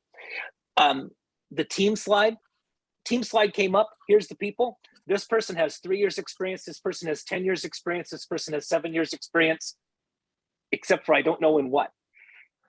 I don't know why they're on the team. I just know that they have several years of work experience is all that you told me on that slide and with what you verbalized with it. So tell me more, if you want to tell me about your team. If your team is a selling point for your business, sell your team. Yeah. If your team's not a selling point, then don't sell your team. So I'm not sure where your team lies in that. Also in your presentation, there were several things that came up, like you mentioned a pay-per-view component. You mentioned which hadn't been mentioned up to then and didn't get mentioned afterwards. You mentioned when I sell the business to Google or Facebook, I want a management position. So my first thought is, if you're talking to me as an investor, is, so you want to start this company to get a job at Google. That's going to be your focus. I'm going to give you my money. You're going to go invest it, and then you're going to use it to parlay yourself a job. And my point of the pay-per-view and the mentioning the job and such, and mentioning the years of experience, they're not important. So don't use that time mentioning those things. Focus on other aspects in the presentation instead. Yes, sir. Okay. Yeah. Chris, sit down and actually think about where the money flows and what the people do to get the money flowing. Okay. Sorry, I interrupted. Excuse me. Yeah, no. So that's probably enough for me, but I love the presentation. You're on the right track of how to present this. You're going to want to work on this business. I happen, as I mentioned earlier, worked in the music business for some time, and music business is a tough one. So tread lightly. Thank you. All righty, Ines, does your microphone work? Are you ready? You're muted. I am ready. There you go. However, I'm not sure I have control of. I'll advance them for you if you don't have Okay. control. All right, go ahead. Sounds good. Thank you. Good evening, everyone. My name is Ines Samaya, and I am the founder and CEO of Samaya Cosmetics. Samaya is an essential luxury skincare line that every Black woman needs. Board certified dermatologist and founder board certified dermatologist. Move forward. Next slide, sorry. Okay. Dr. Caroline Robinson said, good skin is a luxury status symbol in this country, and the communities of color and communities of color have been left behind. So what are we talking about here? Black women spent an estimated $465 million last year on skincare products. Yet despite their buying power, the majority of skincare products do not address their major concerns. What are those concerns? Moisture absorption and retention, eczema, hyperpigmentation, and inflammation. That's why you need Samaya. Next slide, please. Samaya is a luxury skincare brand that creates handmade body butter, body scrubs, and body oils using organic raw materials and formulations specifically designed for darker skin and to address these skincare needs. Next slide. We have two unique advantages at this time. One, our raw materials, our raw organic materials are used for medicinal purposes to address these issues. And two, our cost efficiency. Our competitors using the same organic raw materials cost about 50% more than we currently do at this time. Next slide, please. If we're looking at the global market, the global skincare market is worth 130.5 billion. The US skincare market is 3.5 billion. And African-American women own about 13% of that pie in the US market. They spend nearly 9 times more than their non-Black counterparts, and their needs are still not being met. Next slide, please. Our revenue model is our hope to our revenue model is we would like to have a retailer model where we would be direct sales to the customer and eventually have a brick and mortar. We would manufacture and distribute through stores such as Sephora, Ulta, Nordstrom perhaps. And we would like to have a quarterly subscription model where customers can purchase our products quarterly. Next slide, sorry. We were established in 2021. We're in the startup validation phase. We've been able to secure bulk orders through small companies for small events. And we've done some retail. We've done pop-up shops and have grown our customer base organically. At this time, we have a total of about 50 revolving customers with the projection of customer acquisition of 25% by the end of 2022. It's our hope that we will increase sales by arranging an influencer campaign and increase retail availability. Our team, it's me. Okay. I'm founder and CEO. I think what makes me uniquely qualified to steer this ship is not just my legal background and years of experience in human resources, but specifically that it's taken about 20 years to develop the right formulas for these products. And more specifically, in the last 2 years, I've gotten many customers who've come back and said these products are addressing their skincare needs as well. Moreover, African-American women are more likely to trust and purchase skincare products from Black-owned companies. And I have a number of statistics regarding that, but I'll move on.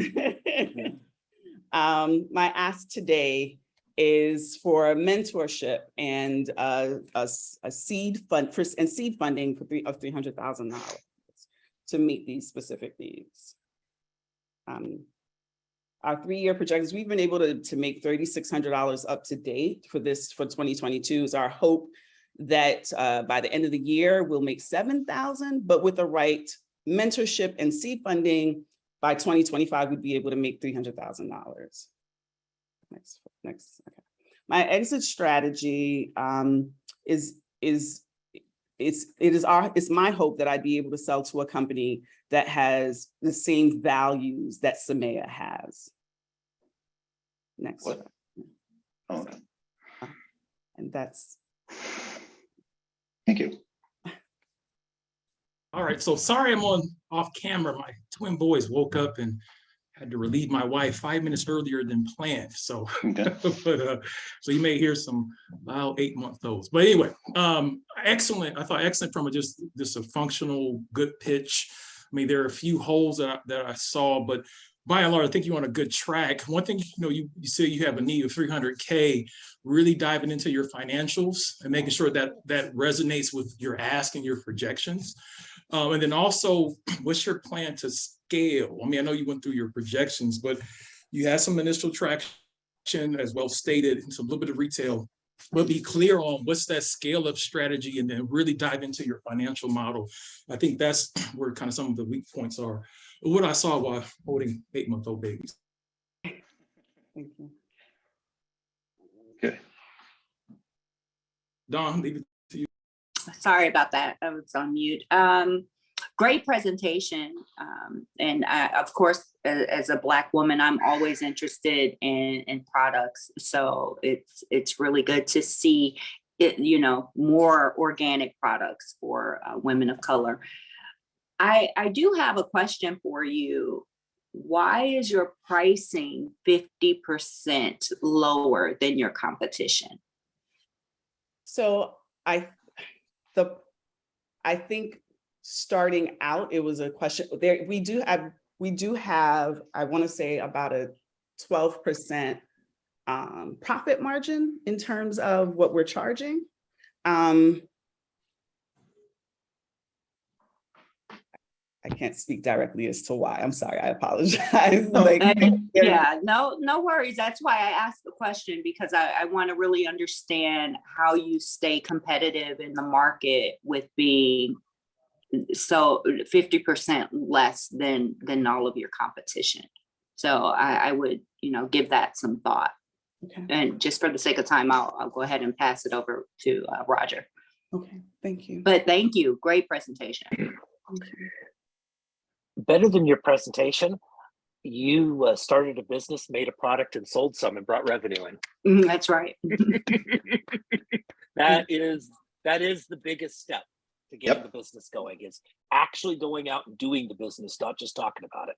So I think that's just absolutely wonderful. Presentation was good. I did have the same question on the 50% less. That's a flag of, why are you leaving money on the table? Do you not? It either says you've figured out something that others haven't on how to source materials so much better and cheaper than everyone else, or it suggests that perhaps you might not realize what it really is going to cost to do this business. Right? It's one or the other. There's a reason why they're at or what the market's willing to pay. Or what the market's willing to pay. Yeah. Right, leaving money on the table. Okay. You have to believe in that product. Is Okay. basically what I think Roger's saying. Okay. And cheaper is not always better. No, That's right. Cheaper's no, not only no, better, it is but not. actually, I'd love to invest in a company that can do it 50% cheaper than everybody else, because they're going to gain market share. Yeah. If they've got all their components correct. So it was a flag of, Don wanted to validate this question of, why are you so much cheaper? And you didn't have a good answer for it. You might want to look at that and ask that same question of yourself, right? Yeah. Okay.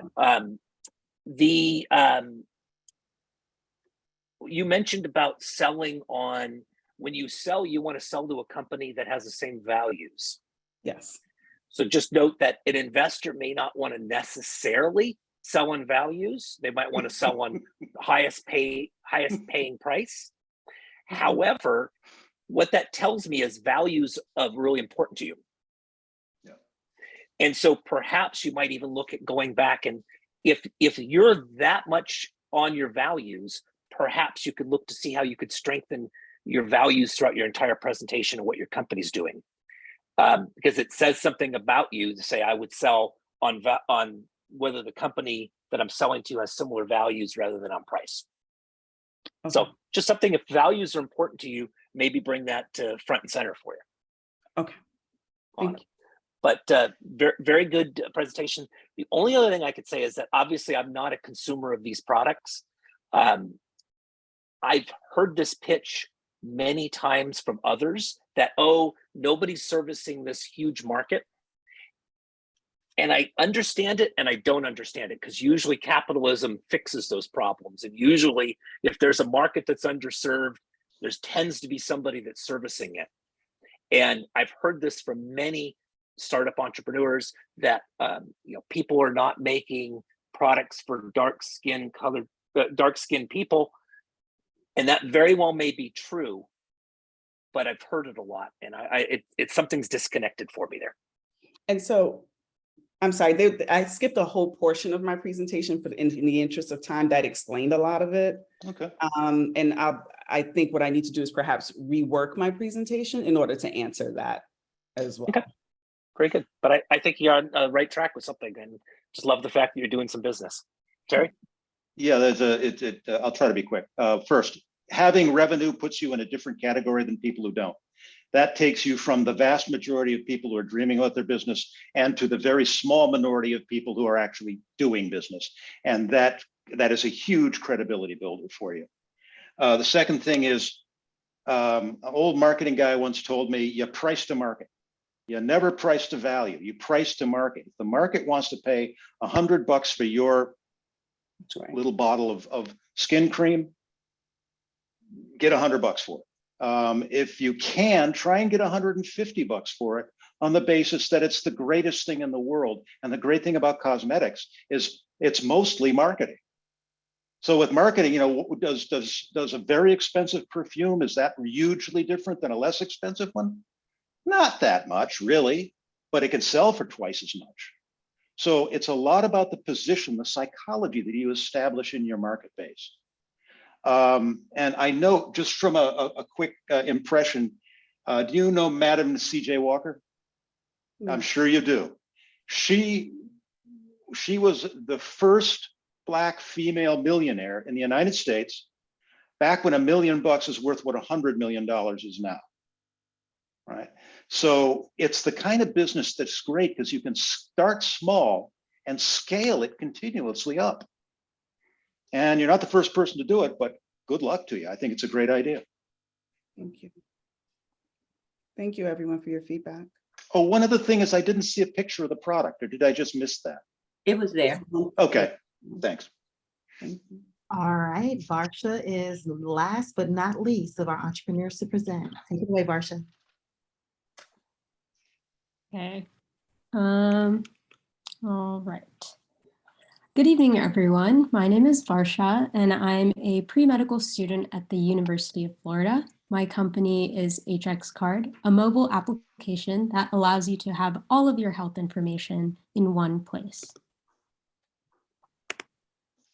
So imagine for a second that you're a cancer patient living in the United States today.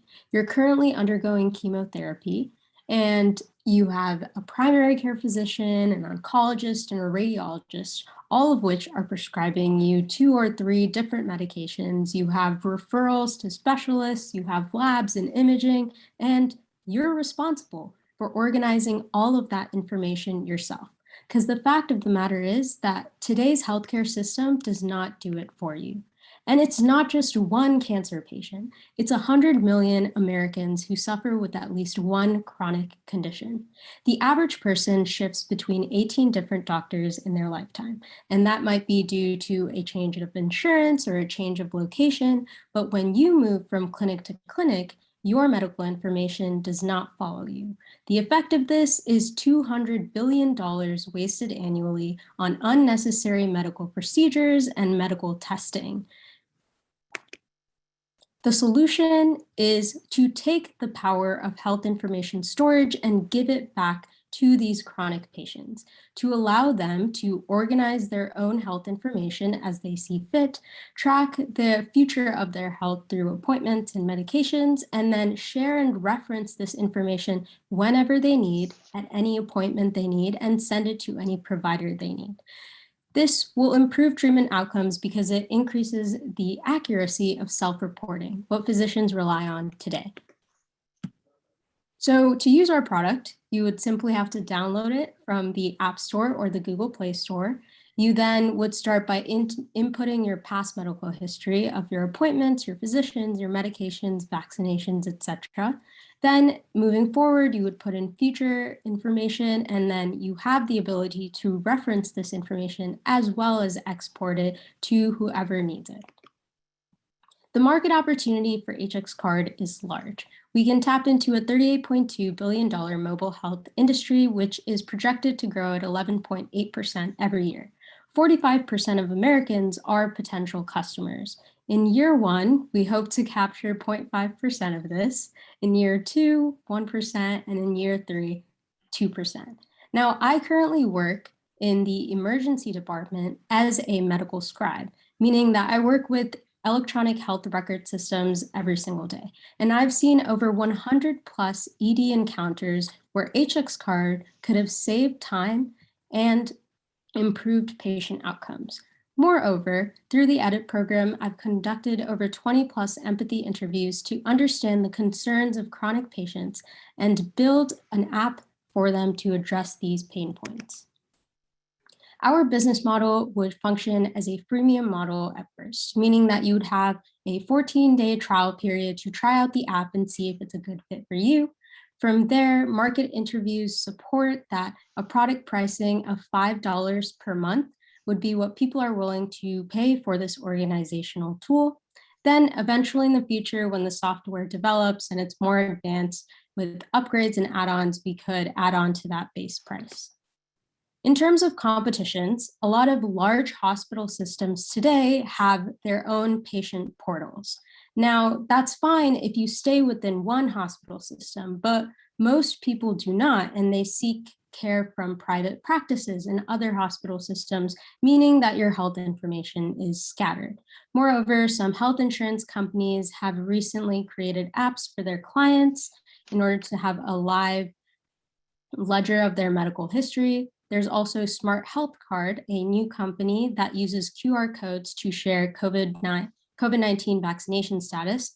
Earlier in the year, they talked about moving towards chronic patients. And the proof of concept for Hxcard really lies in Europe with the MyCare card. In Europe, there's a standardized electronic health record system. So when you move from clinic to clinic, your doctors have access to all of your health information. Our competitive advantage would be that we're the first to market, the convenience of our app being on your phone, which you carry everywhere with you, the easy sharing feature of it, and then a potential partnership with health insurance companies because our app allows our consumers to be advocates of their health. So my ask is help with app development, finding a co-founder, creating a board of directors, and most importantly, having a go-to market strategy. Thank you for your time. Awesome. Thank you, Barsha. So a great, solid presentation, really clear what you're trying to accomplish. Look, a couple of questions for you or thoughts to consider. Good, you have a financial model. What would it look like in terms of adoption rate? What would be the cost of customer acquisition costs? But bigger picture, if you're going to sell to insurance companies, how are we going to handle HIPAA compliance? And how do you handle working with their back end systems? That gets quite complex with EHRs, as you know personally. So that's, to me, it's a great idea. That's going to be the rub for scalability, and that can be quite complex, as my son agrees. So I'll stop there. Yeah, definitely. I was talking to my dad today. He conveniently works in cybersecurity himself. So actually, we plan to base this on a HIPAA compliant server. I use one every day called Citrix Receiver that basically balances my computer to open the app in a more secure way. And then with the consumers, obviously having all this data on your phone can be dangerous if you want to protect it. So there would be API and authentication to make sure that it was actually you trying to access it. That's the plan for now. Obviously, it still needs a little more work. Historically, healthcare.gov is a great example of how challenging IT and health information is. It can get expensive very quickly. It's a non-trivial problem that you're solving. So. Yeah. Great presentation. I think you were very clear on why you're doing this business, what it looks like for you, what problem you're solving, what the solution is. Right. I may have missed, is your customer the patient or medical facilities? It's the patient. Okay, so if I'm the patient, how am I uploading all my data into your app? Or is the doctor doing that directly? How does that work? Am I expected as the patient to take all of that information and put it into your app? So under HIPAA today, most EHR systems actually have this button that allows you to share your note, which is what the providers use to document their medical decision-making process. And when they hit that button, it actually exports to the contact information you've given. So having that PDF, you can upload that now onto our platform. And the hope eventually is to kind of take away that kind of middle step and have a partnership with hopefully like these electronic health record systems so that those records go directly into your phone, but that will take some time. So then what you're essentially saying then is I, as the patient, would then need to work with my provider or my doctor to load that information into your app. Like you would have that documentation yourself. So it's basically functioning, what I would call it as is like a health agenda. So you're putting in what you think needs to be organized, like your appointments and medications. Maybe it might you might have to contact your doctor if they didn't send that documentation to you, but that would obviously be a step you would have to take. Okay. Thank you. Thank you. Excellent presentation. Did a great job on it. You did a very good job of describing what your business is, what it does. You did exactly what you should do in a pitch presentation. So that was excellent. Thanks. The problem I see is that you are taking a reasonable, level-headed approach and solution to a problem in the American healthcare system and are trying to apply it, which the American healthcare system, I've looked at it for 40, 45 years and I can't figure it out. It's the wackiest, quirkiest, stupidest system ever. And there are so many ways to solve it that are really reasonable. And you have one of them. Problem is that we're talking about an industry that still faxes stuff because they're worried about security and won't email stuff. Okay. You're looking at a system with a tremendous number of systems, as Chris mentioned, that you're going to have, that you really realistically you're going to have to interface with. You're going to have to become like how they do in fintech and financial technology, where they interface with all the bank accounts and so on and can pull data securely back and forth. You're looking at a very sophisticated, highly secure, very technical solution. You do have some competitors in the marketplace that I've heard about for years that are working on this solution. One called Apple, another one called Google. There's a lot of people that would really like this data and would really love to solve this problem that have billions and billions of dollars in the bank. So the only thing I could say is that if you're really passionate, you're going into an industry that's got a big uphill battle. Doesn't mean that industry, the healthcare industry, can't be revolutionized by you. It absolutely can be. Only thing I could say for you is if you really truly want to try to do this business, you're going to have to be different than conventional in getting it adopted, because getting it adopted by 330 million Americans isn't going to be easy, and getting it through the entire healthcare system with all of it isn't going to be easy. You're going to have a very revolutionary way to get something like this into the marketplace. You're going to have to do more than just build it and they will come, because you'll likely build it and they will never come. Yeah, so that's my only advice. You're gonna have to find some other way.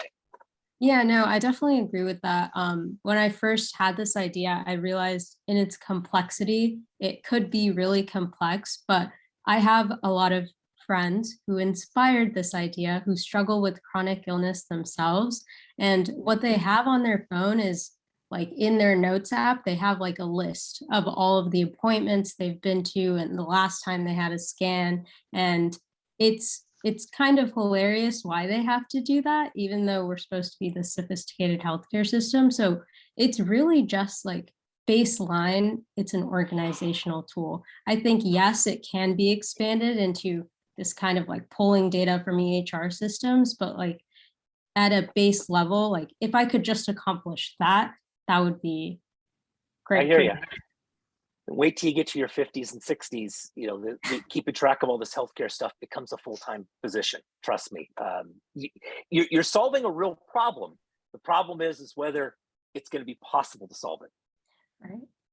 Right. In your lifetime. That's the only thing I could say on this one. It's just a tough one because they still fax stuff. Yes, they do. All right. And by the way, you also defined the holy grail of the healthcare industry. Is the product you defined. Yeah. So. Yeah. And it's worth more than $5 a month, by the way. Yeah, it's worth it's worth a ton of money. I hope you can pull it off. But great presentation. Sri, excellent presentation. Highly credible. The business I have concerns with, similar to Roger's, but I want to understand how much customer validation have you done? How many in each segment? How many people have you talked to? How much information have you gathered that adjusts your viewpoint of what you're trying to build as a business? Sure. So at first, when I started with the EDIT program, I conducted empathy interviews. So that was just understanding from chronic patients and just daily consumers, the kind of like bones to pick they had.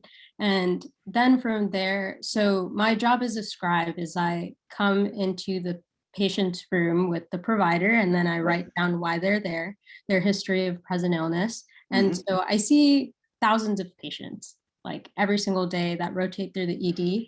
And every time they come through, I've kept a log of why they came. And then I'll make a note if they, for a second, were like, oh, I'm taking that antibiotic that starts with an A, but I really have no idea what it is. And we don't know either. So in the interest of time, I understand what you're saying. Did you in this document, I didn't see it come by, did you articulate that carefully, that you have talked to thousands and thousands of customers?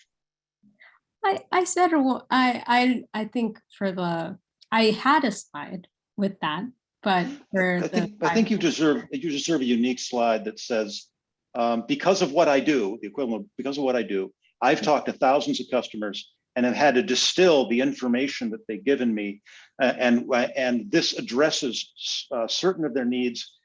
That kind of credibility is hard to come by. Right. And it's a big credibility builder. It's like having revenue. Look up the word traction in startup land. Revenue is the greatest traction, but talking to hundreds and hundreds of potential customers is serious and real traction as well. Okay, so great job. Applause for a nice work. I do sympathize with what Roger says. It's to some extent, you're going to be doing the myth of Sisyphus as you roll the rock uphill over and over and over again. I hope you solve things. I want to point out just two quick things specifically in your presentation. One of them was you were on the market share slide. You used the wording of we're going to capture 0.5% and then 1% and then 1.5%.